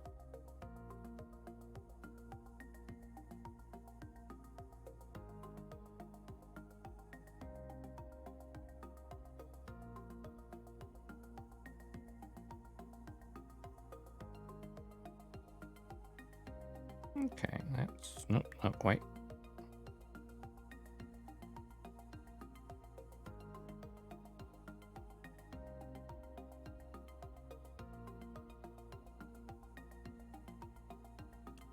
Yeah, it's like when I'm focusing on something, I just go really quiet. Like, I'm super looking at this one little piece right in front of my face. Which is, again, off camera because, yeah, I'm an idiot. I don't know how people manage to file things on camera constantly, because, like, it's too far away from my face. I could probably do it at this angle, but it should be here. But the camera too far back.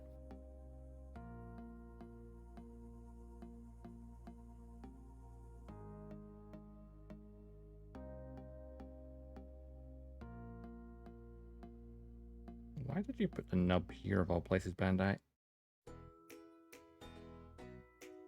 I think most people do.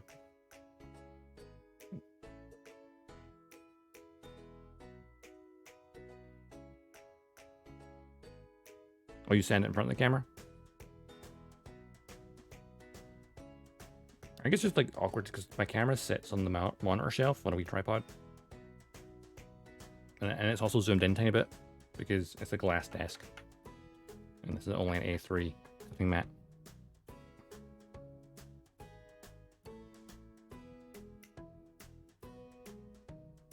Yep. It's just so much easier to pull it up to your face, especially when you're like looking for nubs.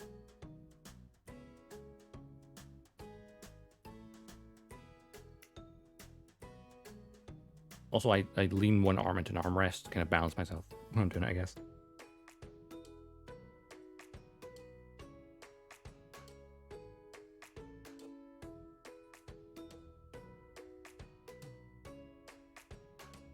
I think it's just like, I'm used to like when I'm building my desk just casually. When I'm using my small cutting mat in front of my keyboard. I'll just lean back in the chair because usually I'm watching something at the same time.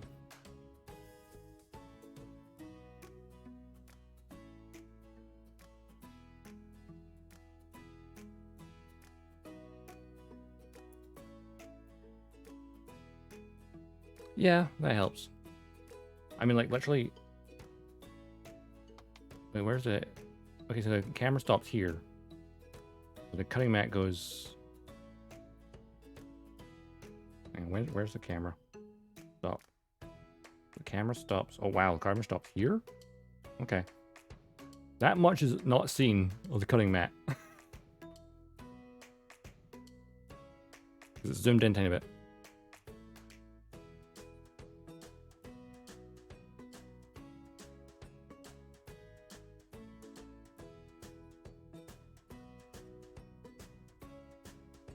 Yeah, I mean, this becomes the mouse pad when I'm doing this because there's not enough room.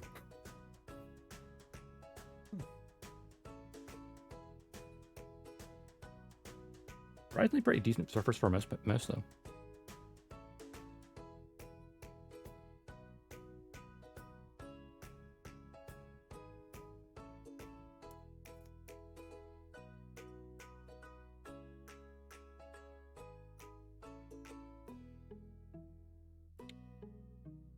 And an indestructible table, that's handy to have. I've got a glass one, so yeah, it's probably not going to work.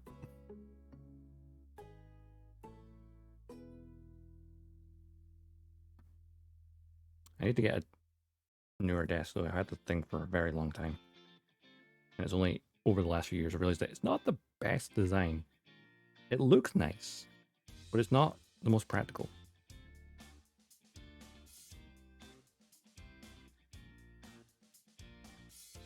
The black plate. Helium control cords. Yeah, definitely a bigger one. I'm gonna try and remember to take a picture of the desk while it's like this right now. And then post it up later. It's like, just to show you how cramped it is.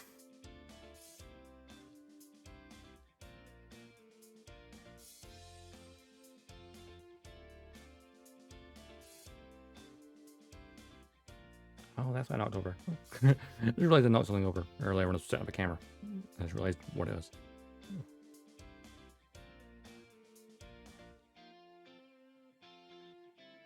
See, this is the little part to hide the back piece. Where you would attach. I see, because the mounting point for the Bazooka would go there.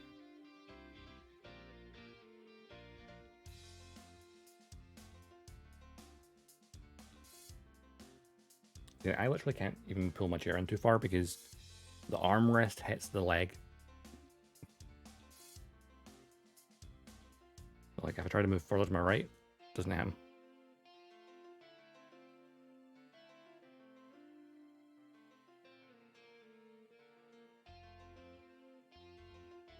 Boom, boom, boom, boom.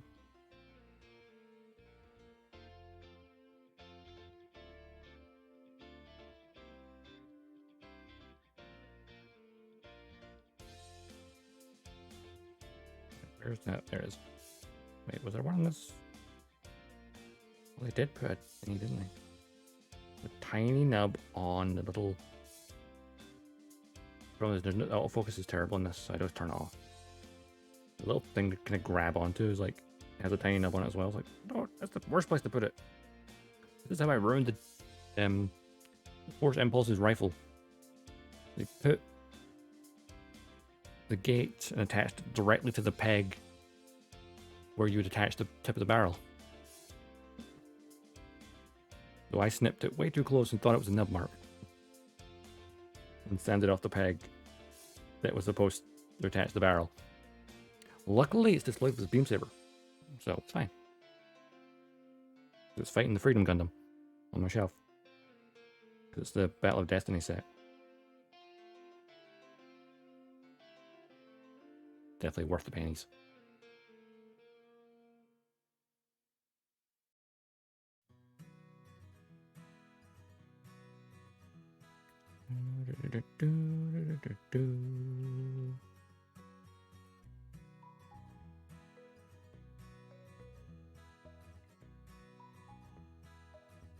Okay. Grab this bit here. We're now at the 2-hour mark. Wow. Where's time go?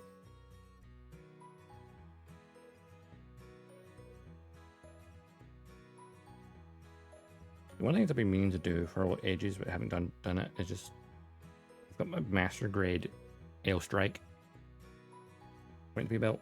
I just mean just stick on Steed in the background and just build it. Just in my own time.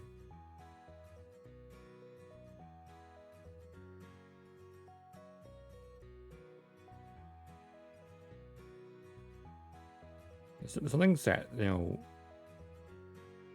satisfying about just like building and have something in the background.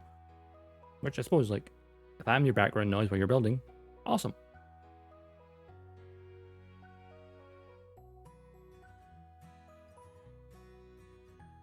I feel like it can be part of the fun of like streams for like Gunpla and other building stuff.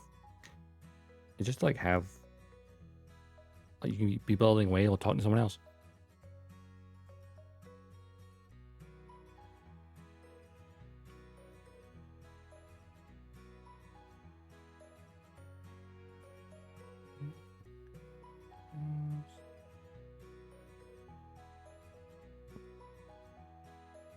Lovely.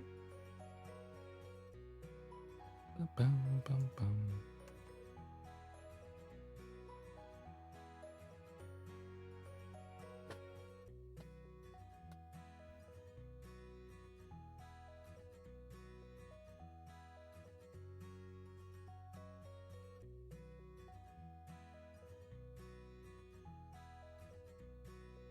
Where's the nubs in this? Oh, there. Ow. Ooh, I cut that one too. Not good. Well, I can just put some battle damage there. Notice there's like a... Oh, you can see that even with the focus is a bit oofed. Yeah.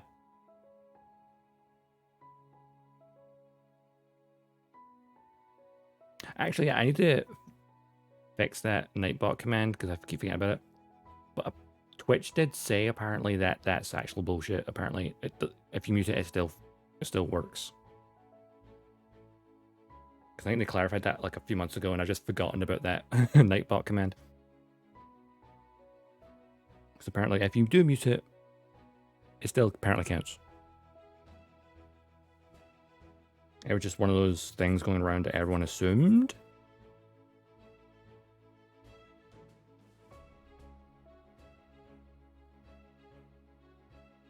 There's one thing I've like started to notice recently is when the scheduled ad comes along, it feels like sometimes the viewer count drops during the ad and then comes back up after it. Could be imagination. Because it's a very imprecise thing, I guess.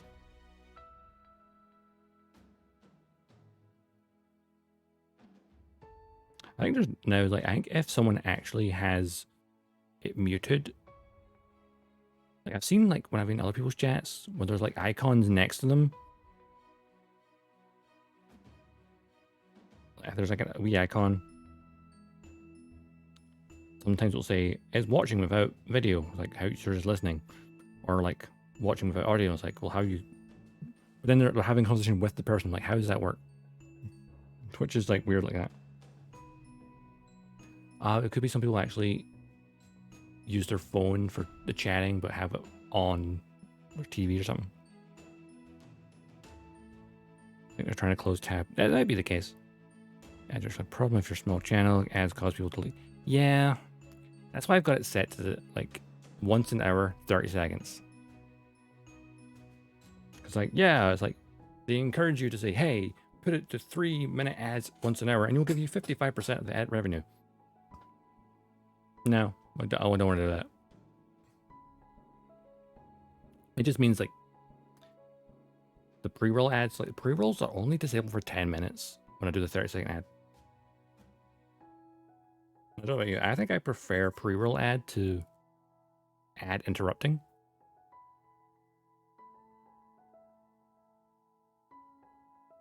But I suppose that could be hard for like discoverability.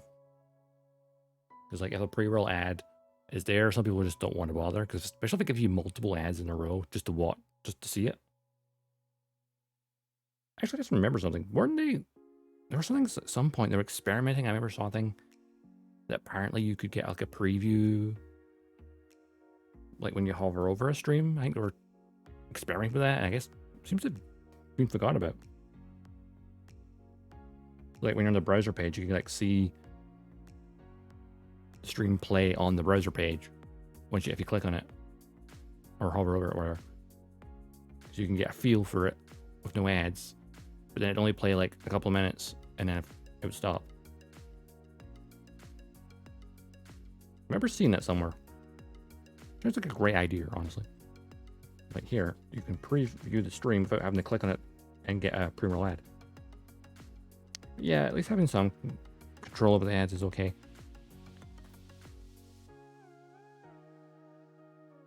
But it's like, hey, you want pre-roll ads gone? Boom, you need to have once an hour, so many ads.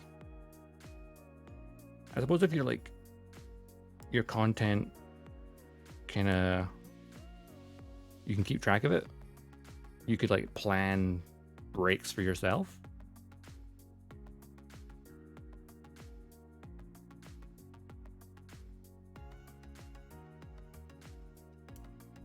Like say, hey, I'm going to have a 3-minute break. You know, once an hour, go grab some more water or something. I think most people fill up a lot of water, so they don't need to do it every hour. Like I've literally got like half a liter of my gamer salts when I start usually, and then I have my glass of water as well, just to kind of bounce between the two.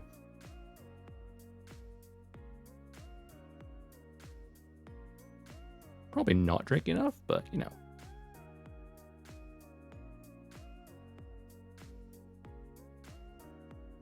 I feel like in summer though, I was definitely drinking a lot more. And the streams were shorter as well because it was just getting too warm.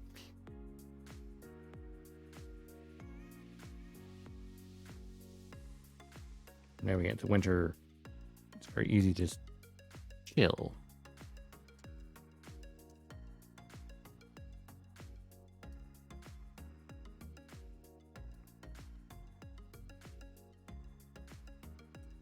Okay.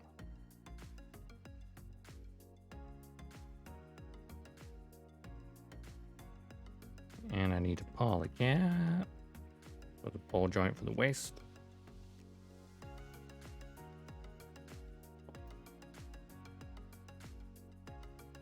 With the poly caps, you can't really sand them because they're squishy. Just to make sure you did a good clean cut. There we go. That's that there. Then I need this part goes in the middle. Okay. With actual hips. Damn hips don't lie.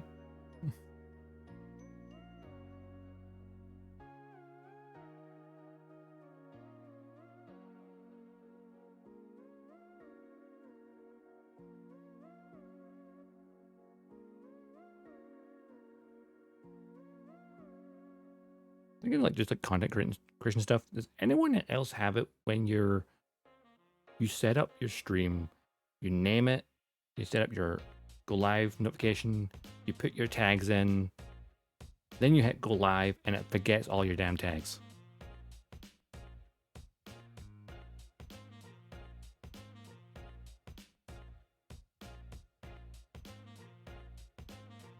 Or like it sets it to just your language and forgets the rest of them.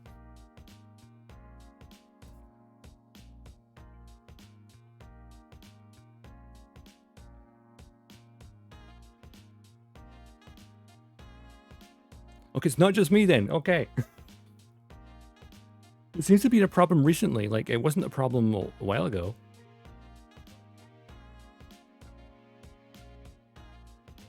It's like, what? Because, like, I'll put it all in and go live, and I'm like, okay, give me 2 minutes to put them all back in. Like, I don't mind changing the odd one. Like, if I'm not doing Gunpla, I'll take the Gunpla tag out. But I want my default ones. I want, you know, English for language. I want VTuber. I want Scottish for my nationality. I want chill because I'm chill and laid back. The tags don't seem to save. I don't know. Actually, what streaming server software do you use? Do you use Streamlabs by chance? If I use that, I'm not sure if it's that doing it. I know Streamlabs, when you hit the go live thing, it says if you put any tags in here, it will override what's on your thing. So I don't put any in there, and maybe that's what's causing it. Maybe it's Streamlabs doing it, because when they first introduced those new tags, if you didn't put tags in, it wouldn't override it. I think I need to double check it next time I stream and just put the tags in onto Streamlabs. Because it might be Streamlabs is like overriding it and deleting the tags that are there, even though you're not putting any tags into it. Yeah, it doesn't do the custom tags, yeah.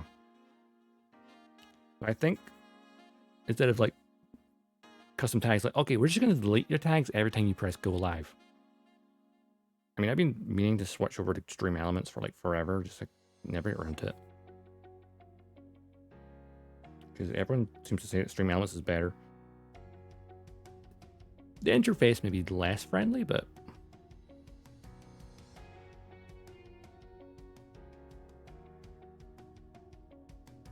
that's the one thing that Streamlabs has going for it. Its user interface is very user-friendly.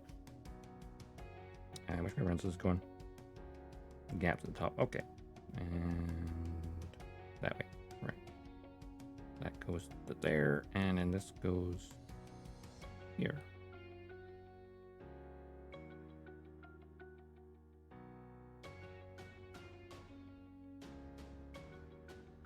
Yeah, regular OBS is probably the most versatile. I feel like Stream Elements is a good sort of in-between.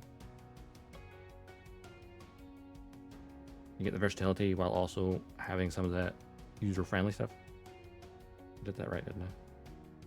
Yes.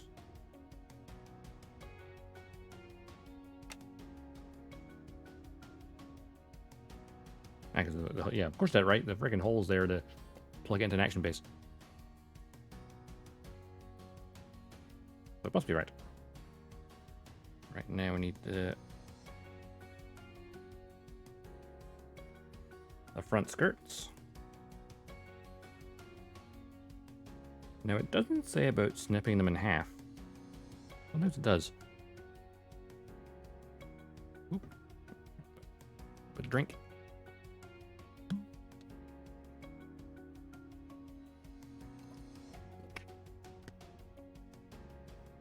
And so when you look at like OBS compared to Streamlabs, OBS looks so intimidating. No, OBS looks intimidating. What I meant, yeah. Or Streamlabs is kind of like fairly straightforward.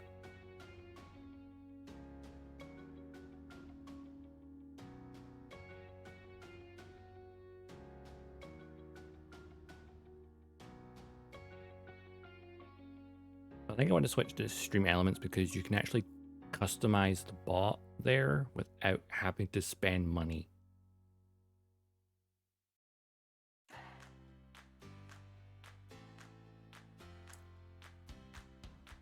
Now, yeah, I'd say like Streamlabs, beginners, Stream Elements, intermediate, OBS, experienced. That's the way I see it.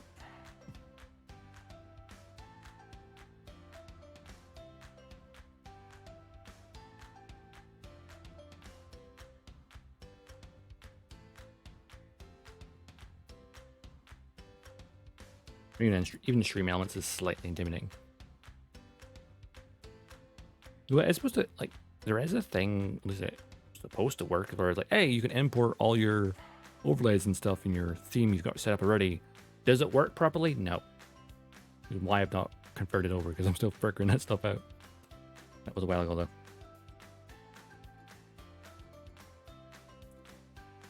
I just need to give myself, like, say, here, this day, focus on this. Like, have a day off of work, don't stream, and just focus on figuring things out.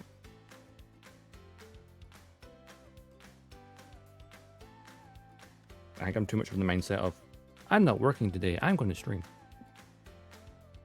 You're forgetting that, oh, I need to do other stuff.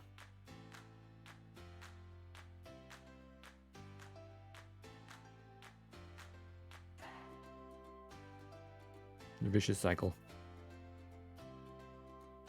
No, there it is. On bottom of the front skirt.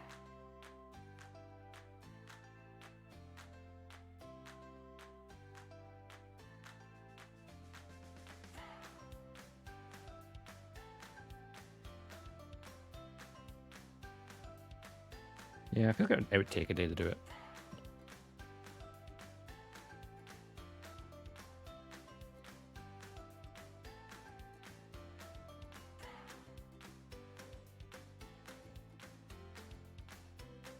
Same for like any other projects I have in mind. I just need to set aside time for it, which I am very bad at doing. You know, I may have ADHD, so like organizing myself is not the easiest task in the world.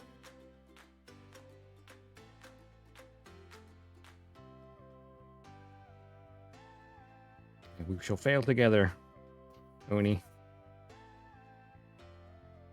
Small content creators, rise up.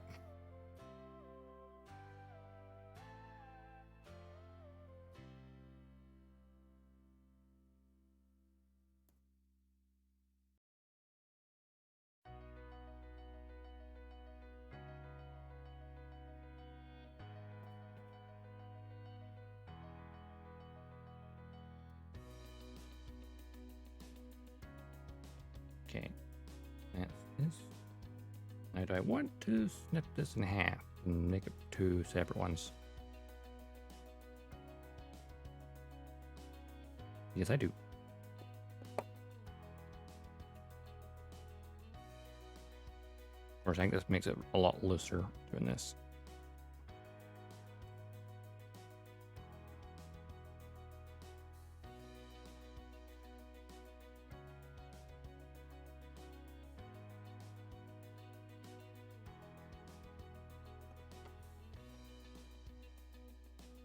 Alright, make sure which ones are which. Okay.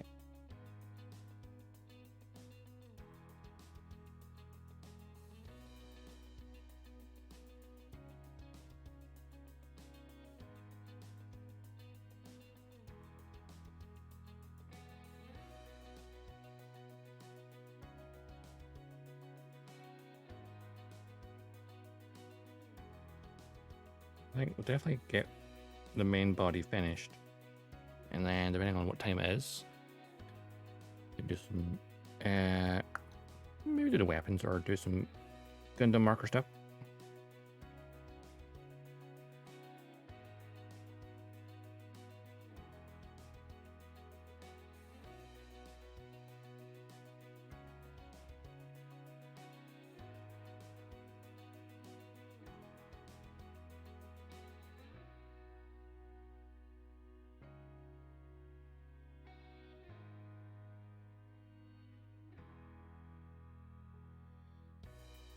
These small parts are fiddly to sand.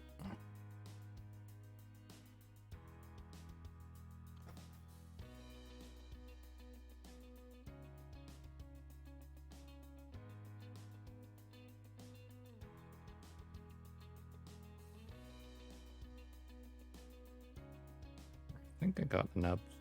Yeah, cool. Let's just sand it back to smooth-ish.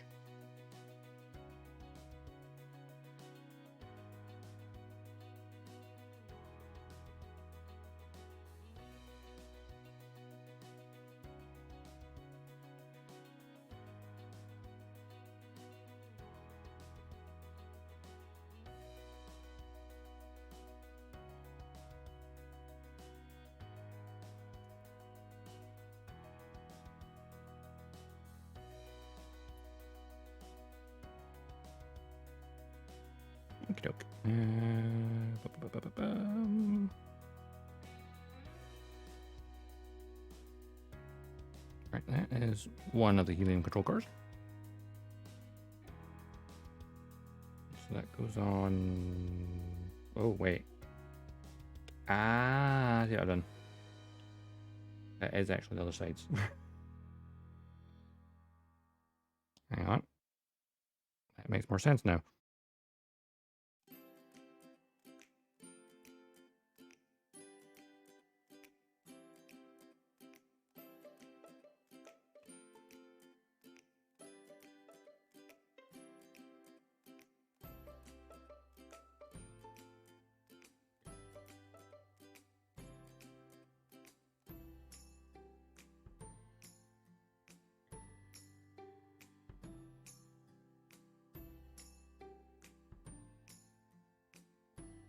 And with the left side one.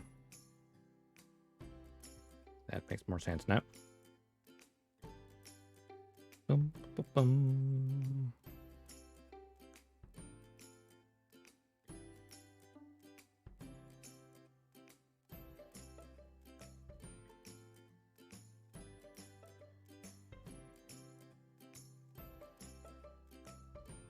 Doop-a-doo, doop-a-doo.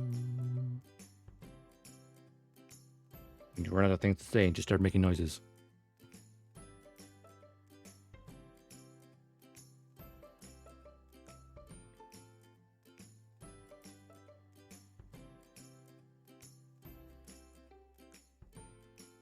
Oop, crap. To drop things, that would help.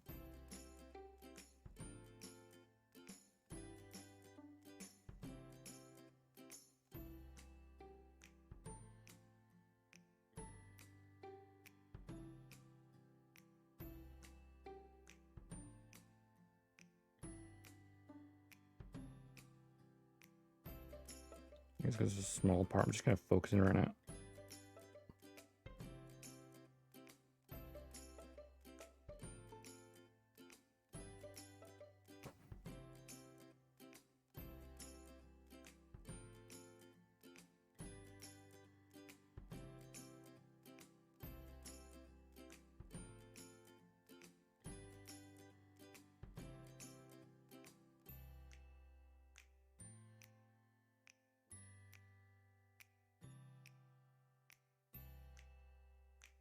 Got a lot to do.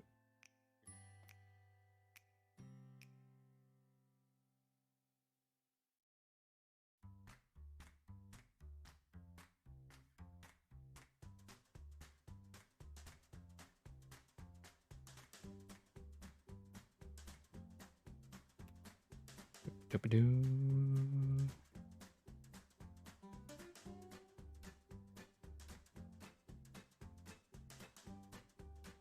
Okey-doke. Oops.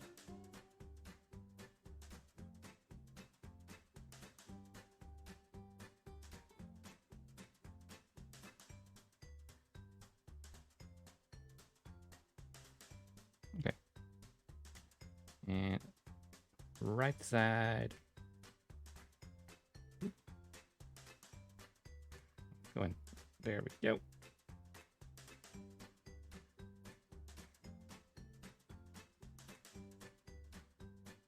Need this, this, and this.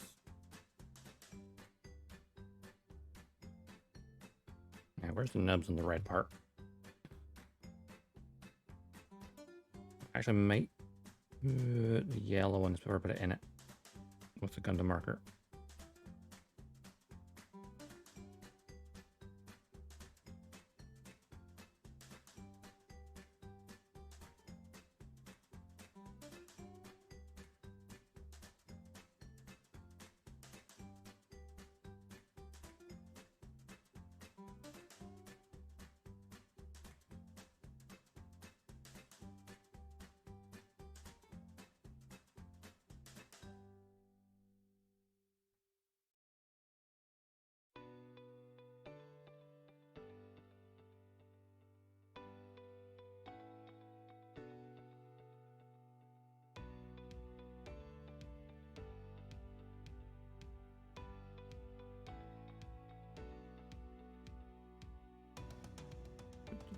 And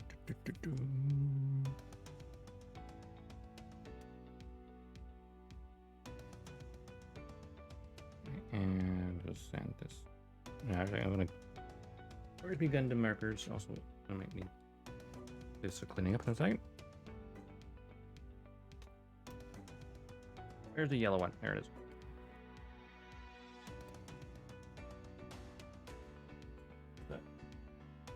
No.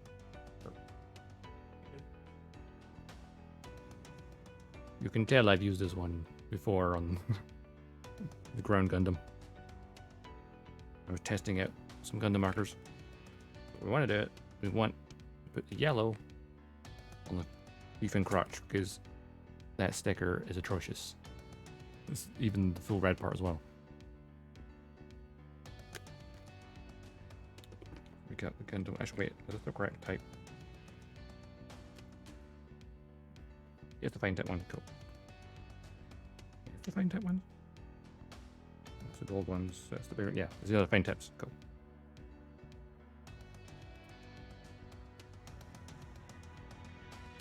Ooh, crap. I have to drop things.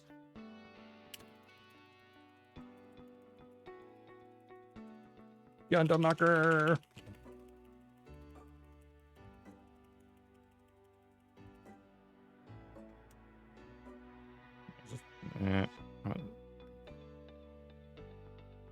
Make sure you can see this, what I'm doing.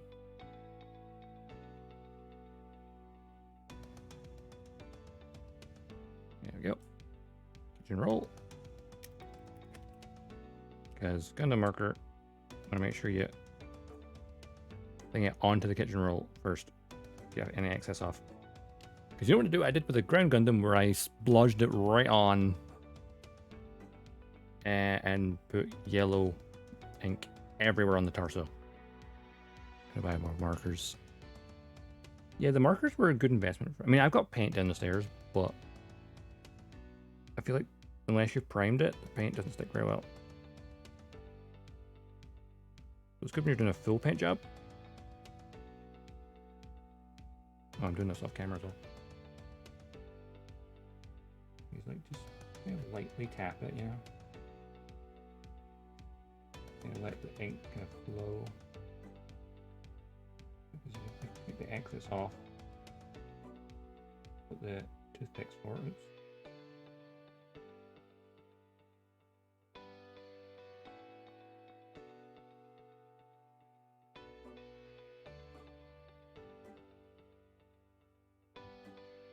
That's too much on the tip. Oh yeah, there's a lot on the tip there. Just want the tip.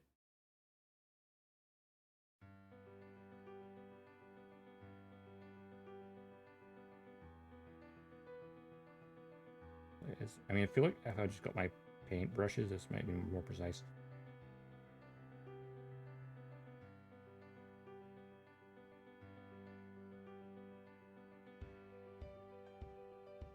I have paint on my nails now. We don't have a camera going on. Okay. This is where having a camera positioned in a better location might be useful. But yeah, it's a little messy. But that's the beauty of it. Because we can clean it up. Yeah, the foil stickers, some of them worked really nice. But not all of them. Where's that cocktail stick? Cocktail stick, toothpick.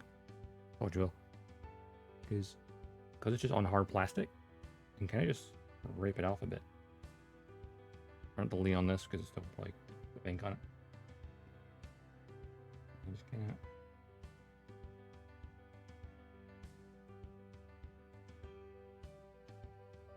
I don't really know it working the way I intended to. I'm going to pose it towards my face so I can see.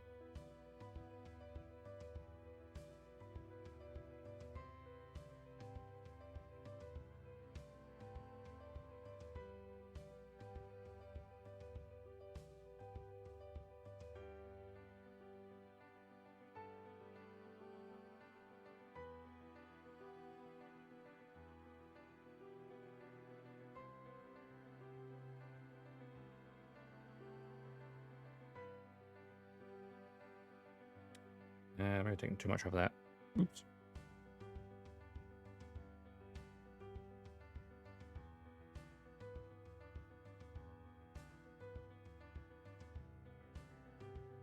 Require a little bit of cleanup.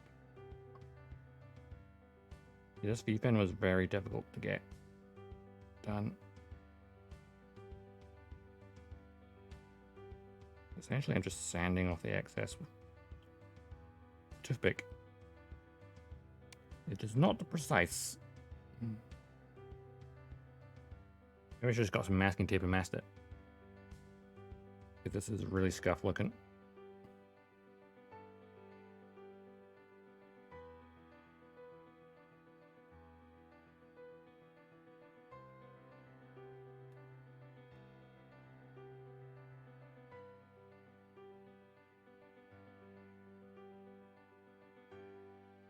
I've taken too much of the paint off of the edge. The thing is, it's because it's recessed slightly as well, it's not that helpful. My technique is not going as according to plan.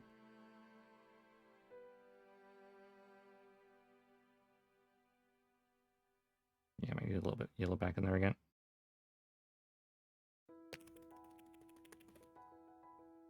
Well, I could really just cut out the sticker to just be the yellow part, but that would be maybe too easy.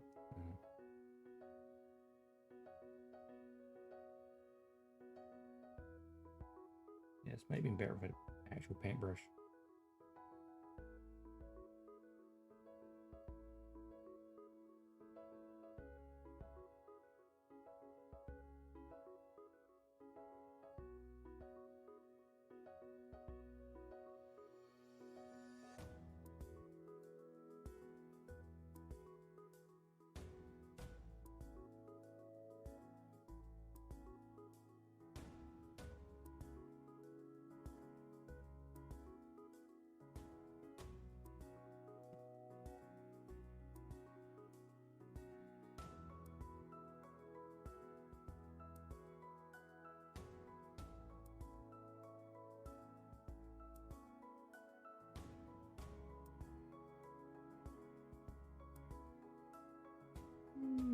It's not horrible looking, but it's room for improvement. I'm gonna give that a few seconds to actually dry. Just well less than enough. Right, I'm sure to go. It might be easier to scrape off the excess when it's the center part's at least dry. Of course, doing this, I might get sand on it.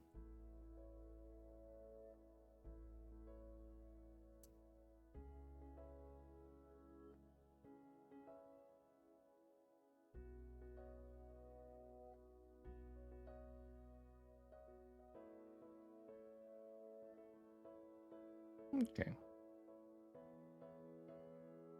Looks this part's pretty good for the sanding, actually. Those nice flat surfaces.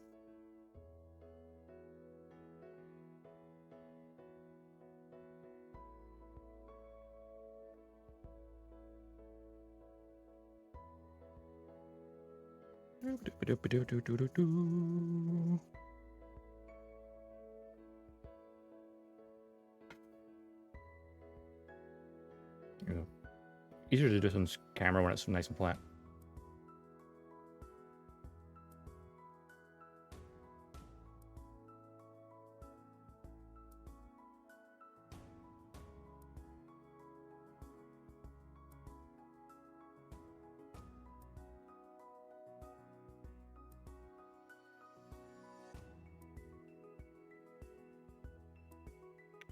There's a tiny yellow splotch on my desk.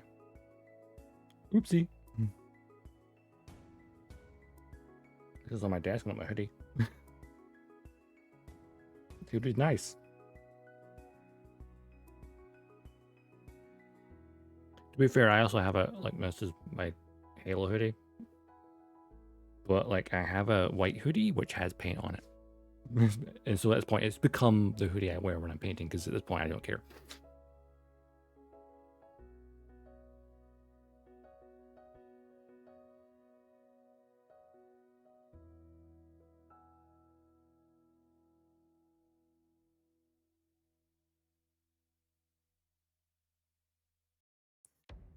Part of the fun.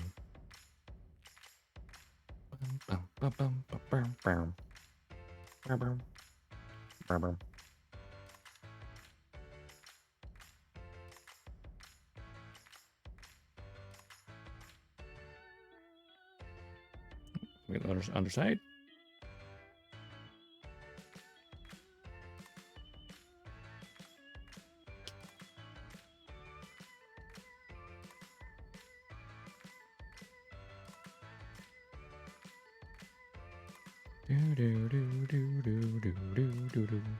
Okay. Right. Now this probably should dry it a little bit. Oh, try and get some of this off without messing up the.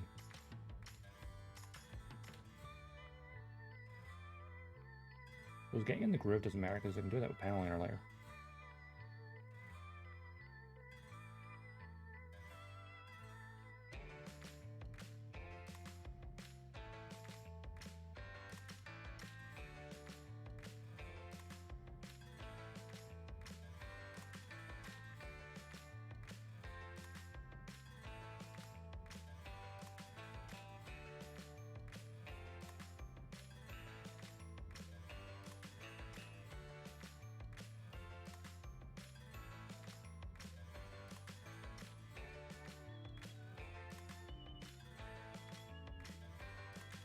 Almost like the side skirts. And I need to finish off, get that little weave end in. I do need to do the little leg thrusters because they don't have color accuracy. I suppose a lot of those is just like detailing work, I guess. Now, first, build the weapons.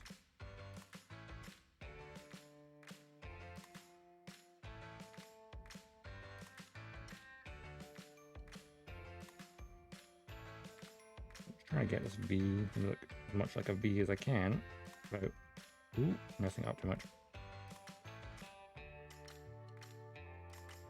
This might be off camera for a little bit, but fair, I'm barely on camera.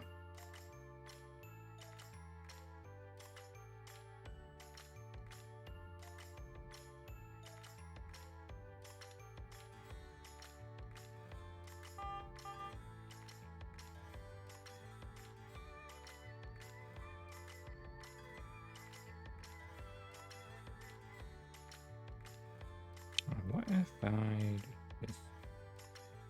No, that's way too thick.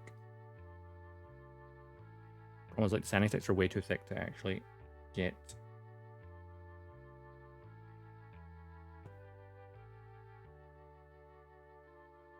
close.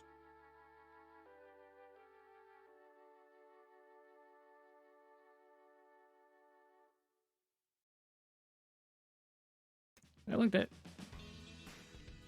a little splodge on one side.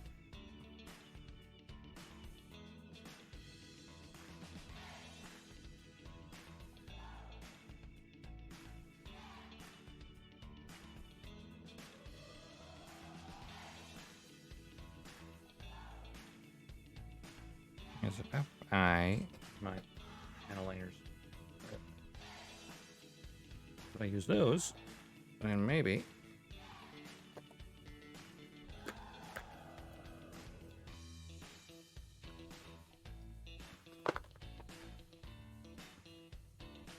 I can kind of hide it a little bit. Let's see, it's yellow and brown. I think the brown one might be good here.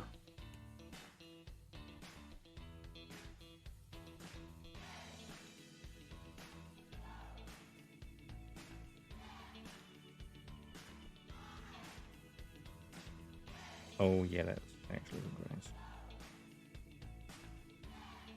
Yeah.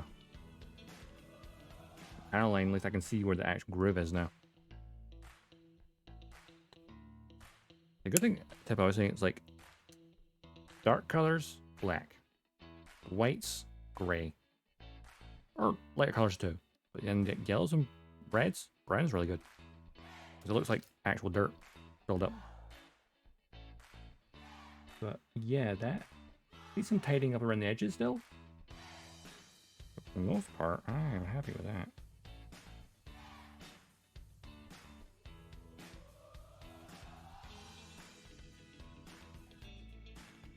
Ow. Finger. Stabbed it with a cocktail stick.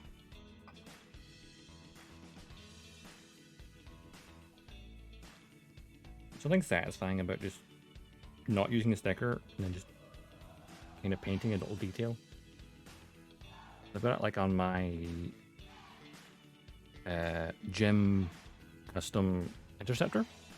And I used the stickers on the booster pack, but for like little extra details that weren't in the stickers, I used paint, like smaller thrusters so it didn't have that color. And it's one of my favorite ones on my shelf.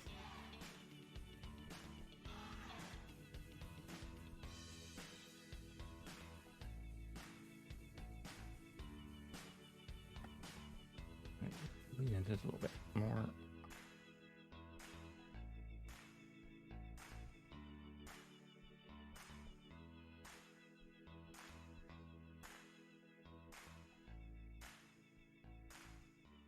Come on, need to get this excess off the edge. Maybe I let it dry too much. This is where I need to get like other sandy sticks. I can like get into these really tight grooves. If it wasn't for the shape there, I could probably just get in there with the edge of the sander. But not easy with these ones.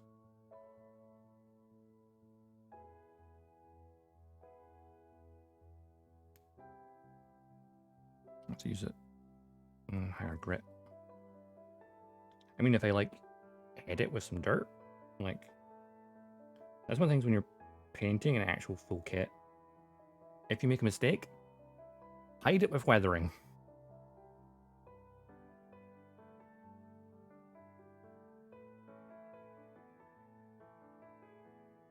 Like, oh, I chipped this part a little bit while snipping it out. It's no battle damage.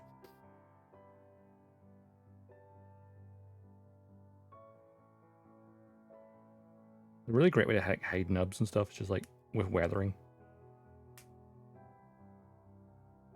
I'm drinking a cocktail stick.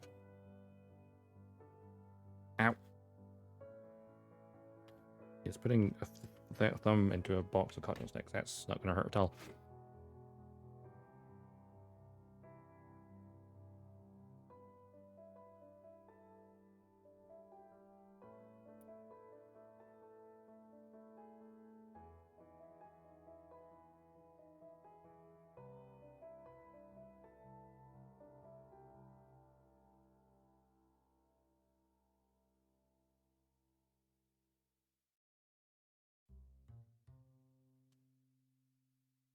I'm going to tidy it up a little bit more.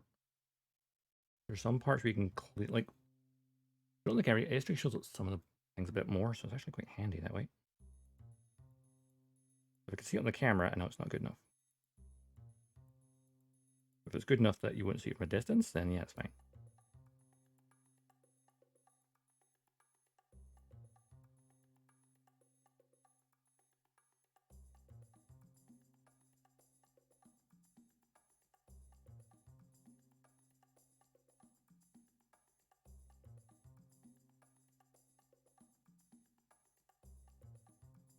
Almost. Having put that panel liner around the edge really helps me see the edge more, so I can kind of... It definitely helps.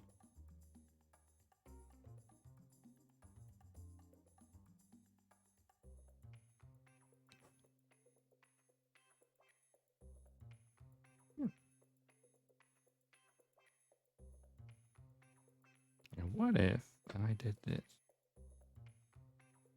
That's a bad idea.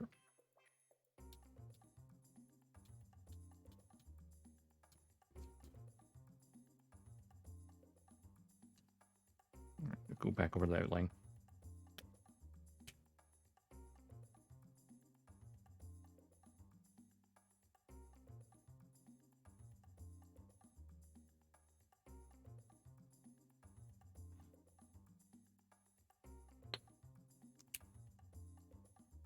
Okay, when I was sanding that time, I might have scratched the top off the raised parts.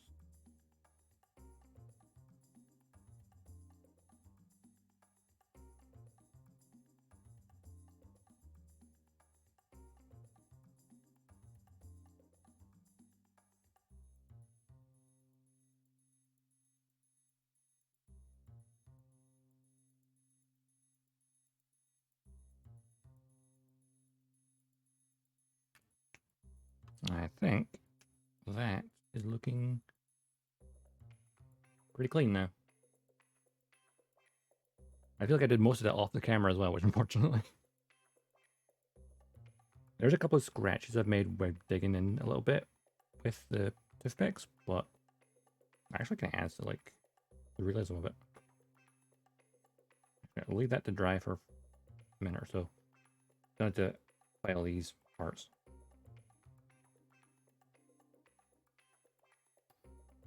Right.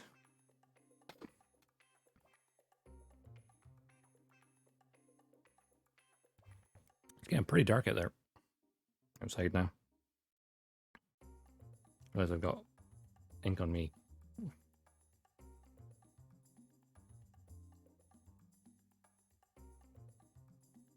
need to kind of like repeat that process on the legs and get the thrusters in there. But maybe I'll do that next time. Like have a stream specifically focused on like detail work.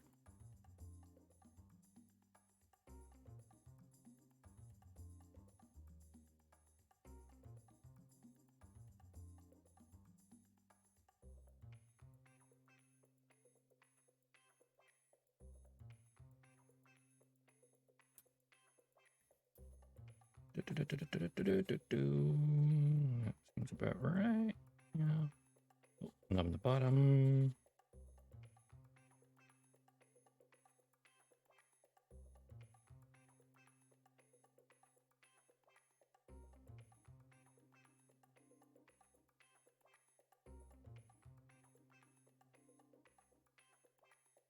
Okay.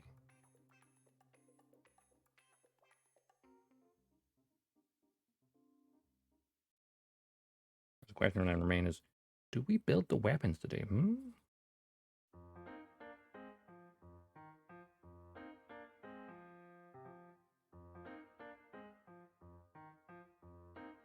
See, we have time. Oh, we're coming up to like, what, 10 to 5 now? So like, I think I'm going to go between 5 and 6. I'll probably go for at least another half hour.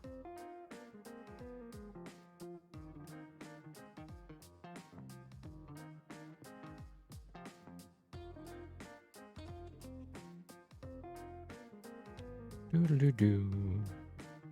Of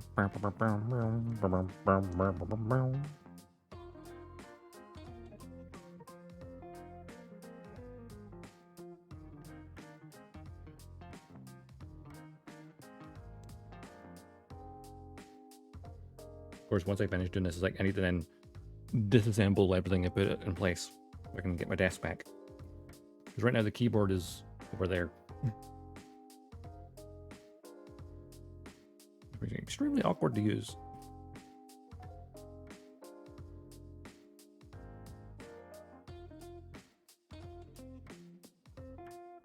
Honestly, my keyboard's actually partly being used as a counterweight for the key light because like the weighted base is only does so much.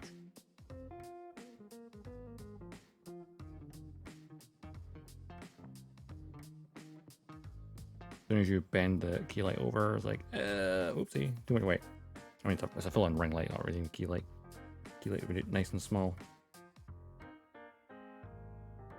And would actually be better on this desk. Now that I think about it.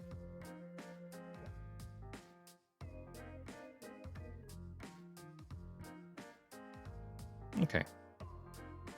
And we need these little poly caps. Snippity snip. Snippity snip.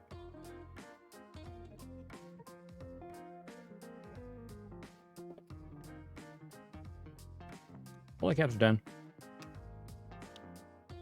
I love how I've got this blocking the instructions. Away. Well, I don't know how to do this. It's similar to many other side skirts. Poly clap goes in, poly cap clicks onto side. Simple, really. Right.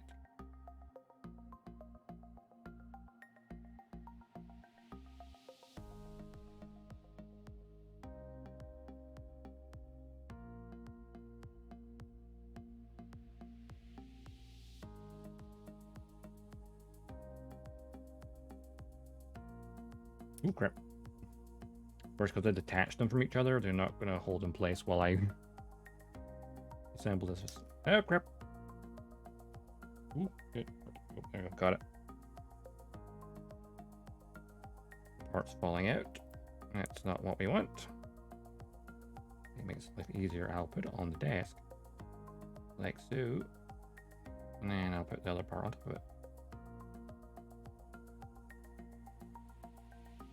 There we go. At least that'll hold it in place temporarily. There we go. Those side skirts are loose because I snipped a bit in between them. But hey, that means I can pose them separately.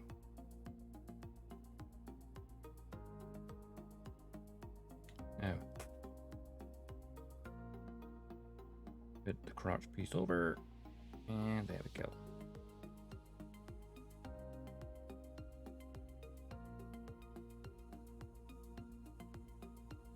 Put that on there. And then this on here. Alright. Time to put the Gundam together. Alright, arms. Out of the way. I thought I did that. I attach the legs first, and then put the whole lower section on. I mean, I'm going to take it back apart later for paneling and stuff, but, you know, for now. This will do.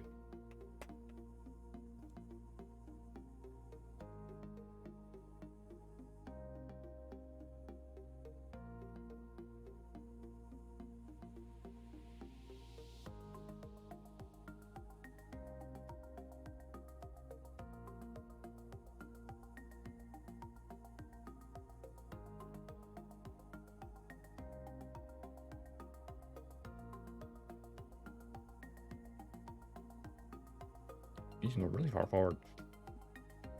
Okay, upper body onto the big old ball joint.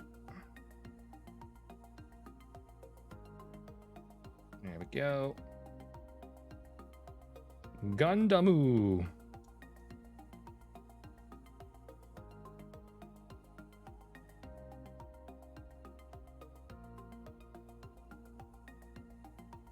Yeah, I need to pose a bit. It's like one leg lower than the other. Is it? Oh yeah, because it pivots in the center. Duh.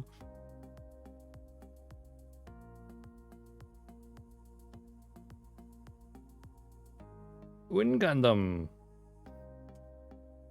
Now, of course, we still need to get those leg thrusters color accurate, and then panel line the whole lower body, and build weapons. Let's not forget those. Might build weapons now, maybe. Oh god, I've got some of the panel liner on. I've got some of the Gundam marker on the mouse. Oh no, I've got some yellow on it.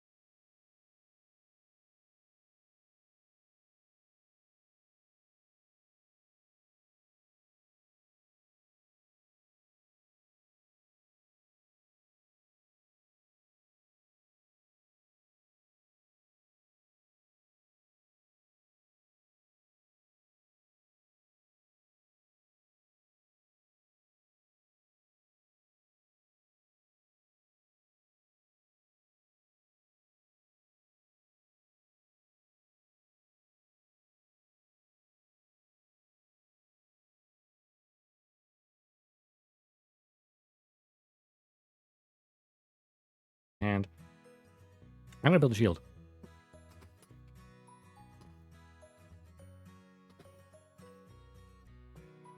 Because the shield's big and impressive.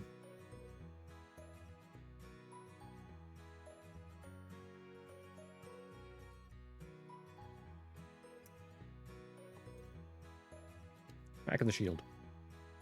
Wow, that's all of B-Runner apart from the thing to hold the bazooka on the back.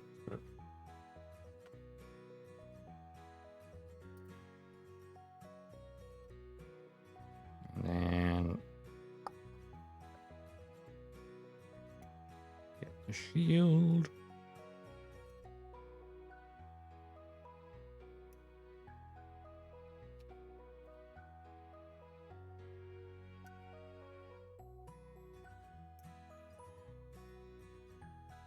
The shield is just a very standout part. You know, while I'm doing this, I can grab the beam saber blades.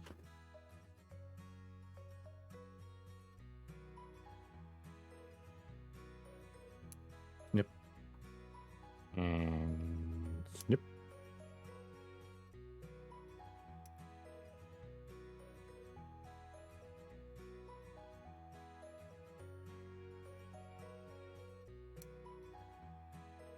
But yeah, that custom gem I painted, I need to get back into the groove of painting stuff.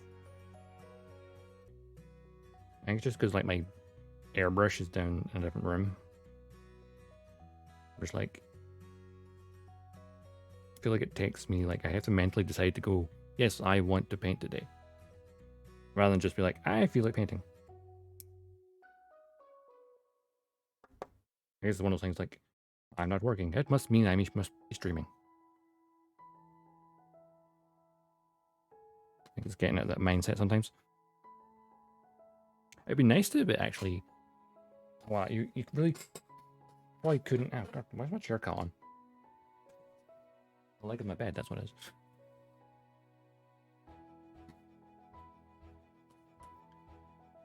It's like you couldn't really stream airbrushing unless I muted the microphone. Because the air compressor would deafen you. Probably. Also, it's not up here, so I can't do that. I'd like to.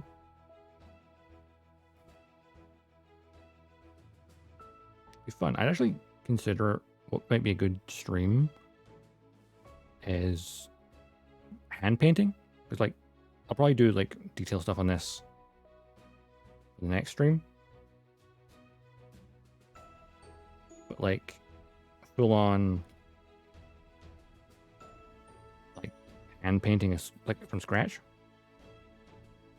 Could be interesting. Like I'll prime it with the airbrush beforehand, and then like for something like this where the joints do clip together. Well, maybe not the elbows, but if it has parts where you can kind of clip it together afterwards, that'd be pretty good.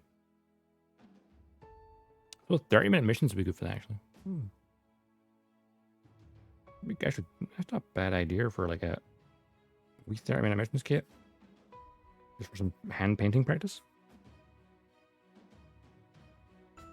Oh, really?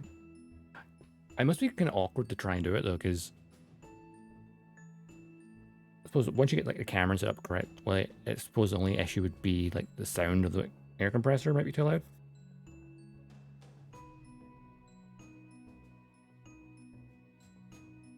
I suppose it just depends on your compressor. Some are louder than others.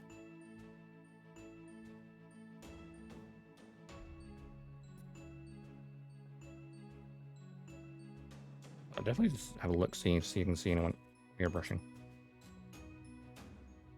But some hand painting would be nice for practice, because I've never done a full hand painted one.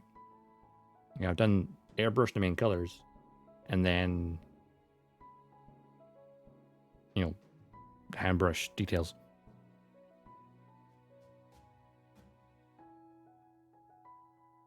Yeah, the airbrush, you hear the airflow. Though I do know the more expensive compressors, ones that come with air tanks, they're only compressing air when the tanks pressure gets too low. So that way the compressor's not on all the time. It just builds up pressure, and then the air tank maintains pressure until it goes below a certain value, and then it kicks in to bring the pressure back up. Even my little compressor doesn't have a air tank, but it's an automatic shut off. So once it hits its pressure, it turns itself off. So if you're like doing little spray pass, spray pass, spray pass, the compressor's on for seconds at a time.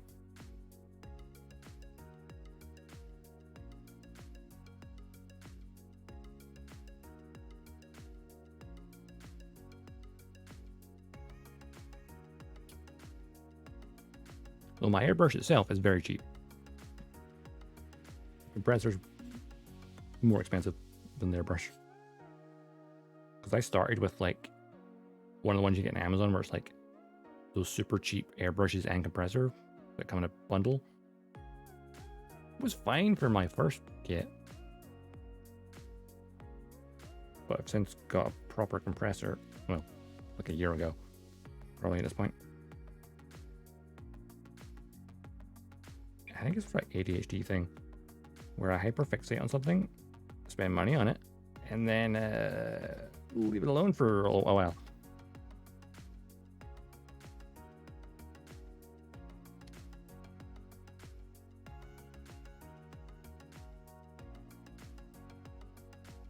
I need to get back into painting, because it's quite satisfying.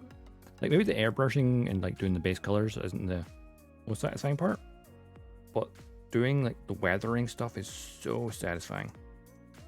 It's so much fun as well because you don't have to be precise with it. Just like get a brush and dry brush.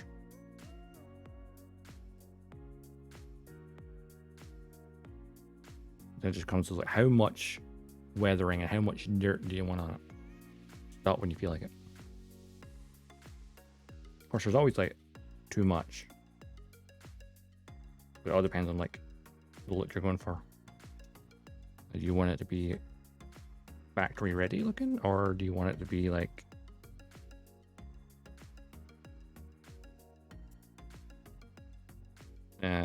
it's down in the dirt in the trenches? Well, the thought of a mobile suit being in a trench is kind of hilarious when they're like 18 meters tall on average.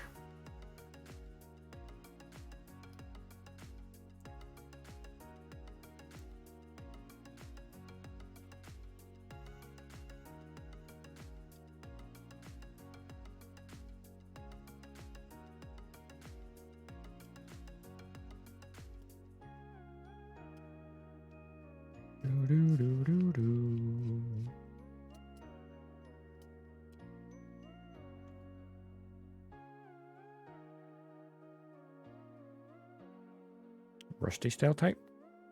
What you mean is in painting? Or like, is there a rusty type of airbrush?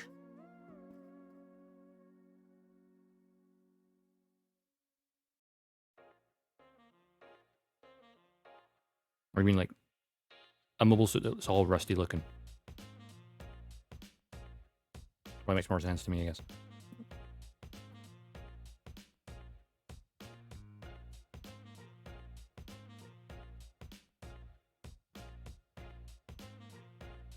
Because doing rust can be tricky. I've not actually tried it yet, but I need to do the main part first. Rusty paint shop. Okay, that makes sense. Yeah, rusty would be pretty fun to do. Because there's many different ways of doing it. Like you could do your base colors and look at like factory fresh, and then do weathering top of it, like rust and stuff. Or I've seen like other ways of doing it where like you could do the base metal color and then use like liquid mask. So it's like kind of like a paint, but it comes up like masking. Then go over with the rust on the area, and then again liquid mask it or masking tape or whatever, and then go over the final color. So when you take off the masking tape, it's layered correctly. So the paint's the highest layer, then it goes down to the rust. I suppose I think the rust is on top of the paint, isn't it?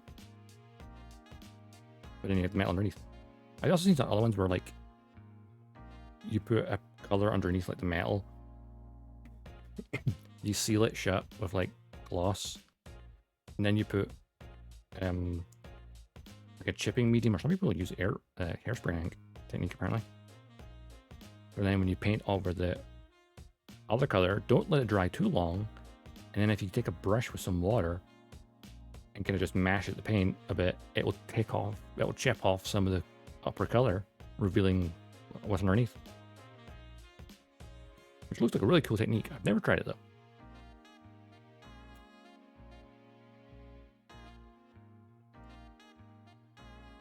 Probably really good for something that's super rusty looking. There's some really awesome, like, there's plenty of people on YouTube that have so many great tutorials. Like, check out Model Making Guru. He has really good stuff. He did some Gunpla stuff for a while. Mostly doing Warhammer stuff now, though, I think.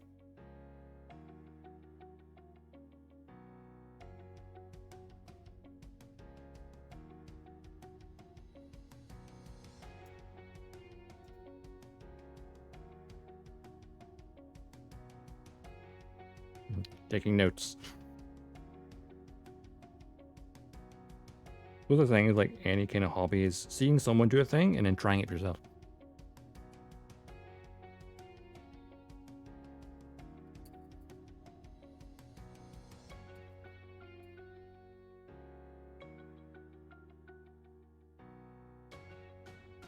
Or like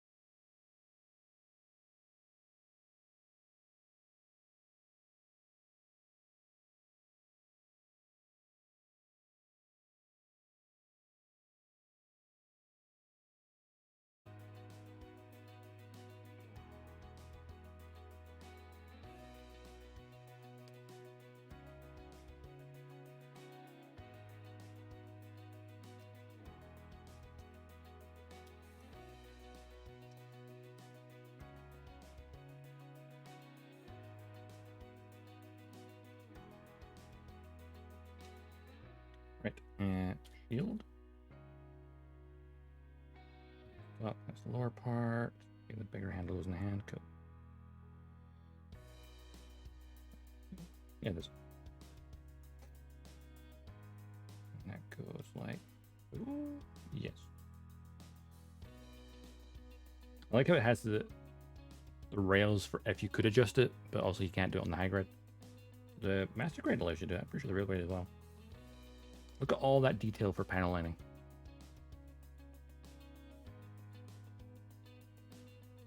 And I'm also going to grab a beam saber blade, because why not?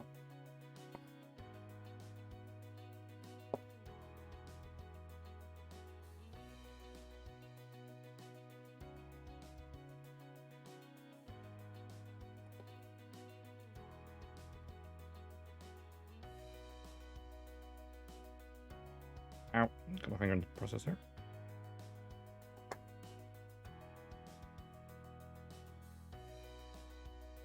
These nubs on a beam blade are really difficult, especially like near the tip, because it's like that thing's so fragile.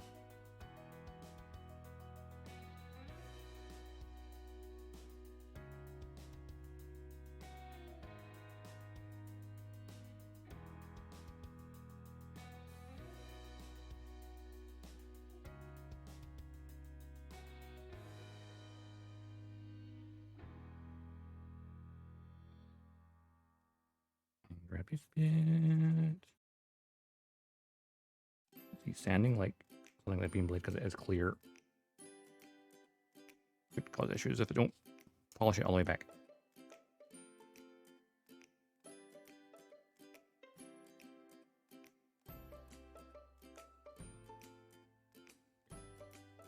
We're just doing this for quickness right now.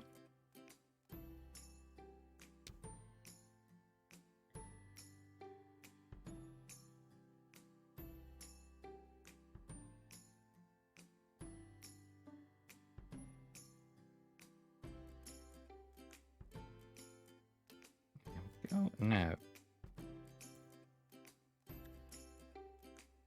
Grab the hand. Pop off the back of the hand if I can. Oh no, you want to get the hand off. Yeah, come on.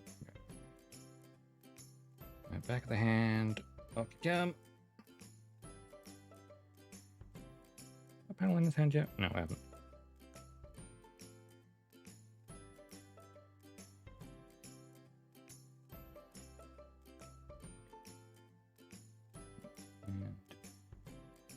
Gone.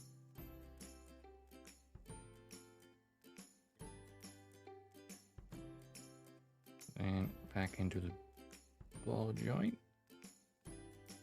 Oop. I tried to look at the camera while doing that. It was not going to work. And slot it into the arm. Make it nice and secure. Pop off a beam saber.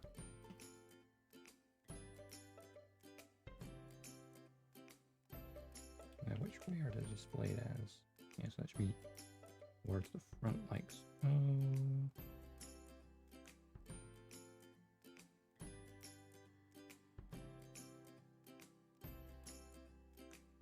Let's give a nice wee pose. Even though I'm going to take a panel line, I'll let that later. Sweet temporary pose.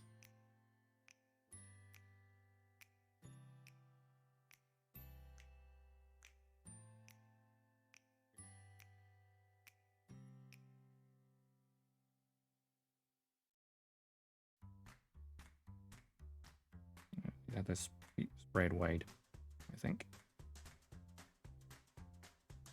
Oh, too top heavy note.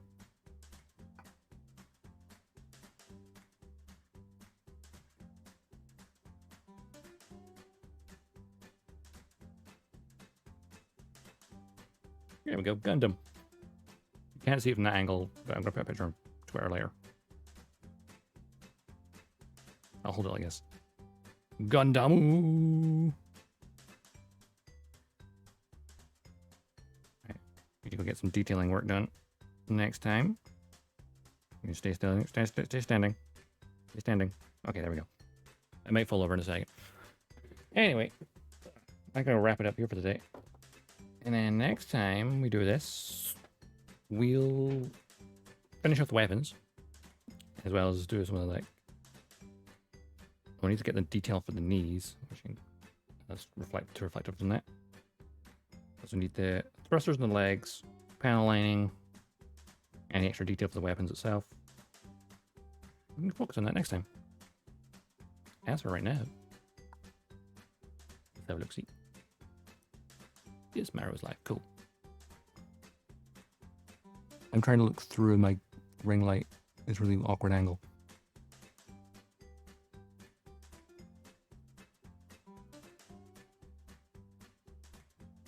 Nice. Maro just started. Ooh. On our starting screen. Maro, of course, is another VTuber who also does Gunpla. And they dropped by earlier. Might just go check her out once we go raid. As for right now, if you've been lurking and enjoyed the stream, please drop a follow. I do try to do a little bit of Gunpla every now and then. To be fair, it's been over a month since we last did this, but that's because I stopped for Halloween, for October. We had to do spooky stuff. Mostly zombie stuff. But now we're kind of back on track. Between doing a bit of Gunpla, a bit of Gundam Evo. Actually, I need to play the DLC for SD Gundam Battleline still. I also need to go back and finish MechWarrior 5, because that's been like 2 months. Maybe we're near Automata. We still have to finish 9S's story. I am very well organized, as you can tell. Hey, if you've enjoyed the stream, drop a follow. Also, there is Twitter. You post on there, and the Discord. I'm going live and stuff. It's really awkward to type because the keyboard's off to the side of my desk. And of course, I do upload YouTube's, or you'll see our archives. Oh god, I'm moving at the camera view. As for right now, though, oh, actually, red message. Reinforcements.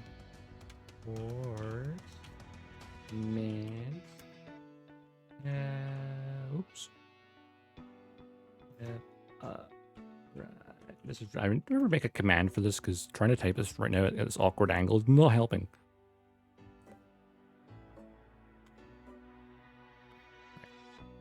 Followers. Use standard one. Subs. Can use my custom one. That's for right now. We're gonna go raid Maro de Cinco. Last time I checked, was working on RX-78, the Origin version, which I think she yesterday just finished the main body, so she's probably working on her weapons. We're gonna raid Maro, and I will see you all. Oh, actually, when is my next stream? Because I'm working the next 4 days, and then I'm out on Friday. I'm gonna try maybe do an evening stream tomorrow, maybe a little bit of Gundam Evo, and then try and do a Friday evening one. So the next week's gonna be kind of underwhelming for content from me. Sorry. The joys of jobs and working. Why can't I do this full time? It'd be great. Anyway, enjoy the rest of your weekend. I'm AJ Dodgestar, signing off, and I'll see you around the cosmos. Ta-ta for now.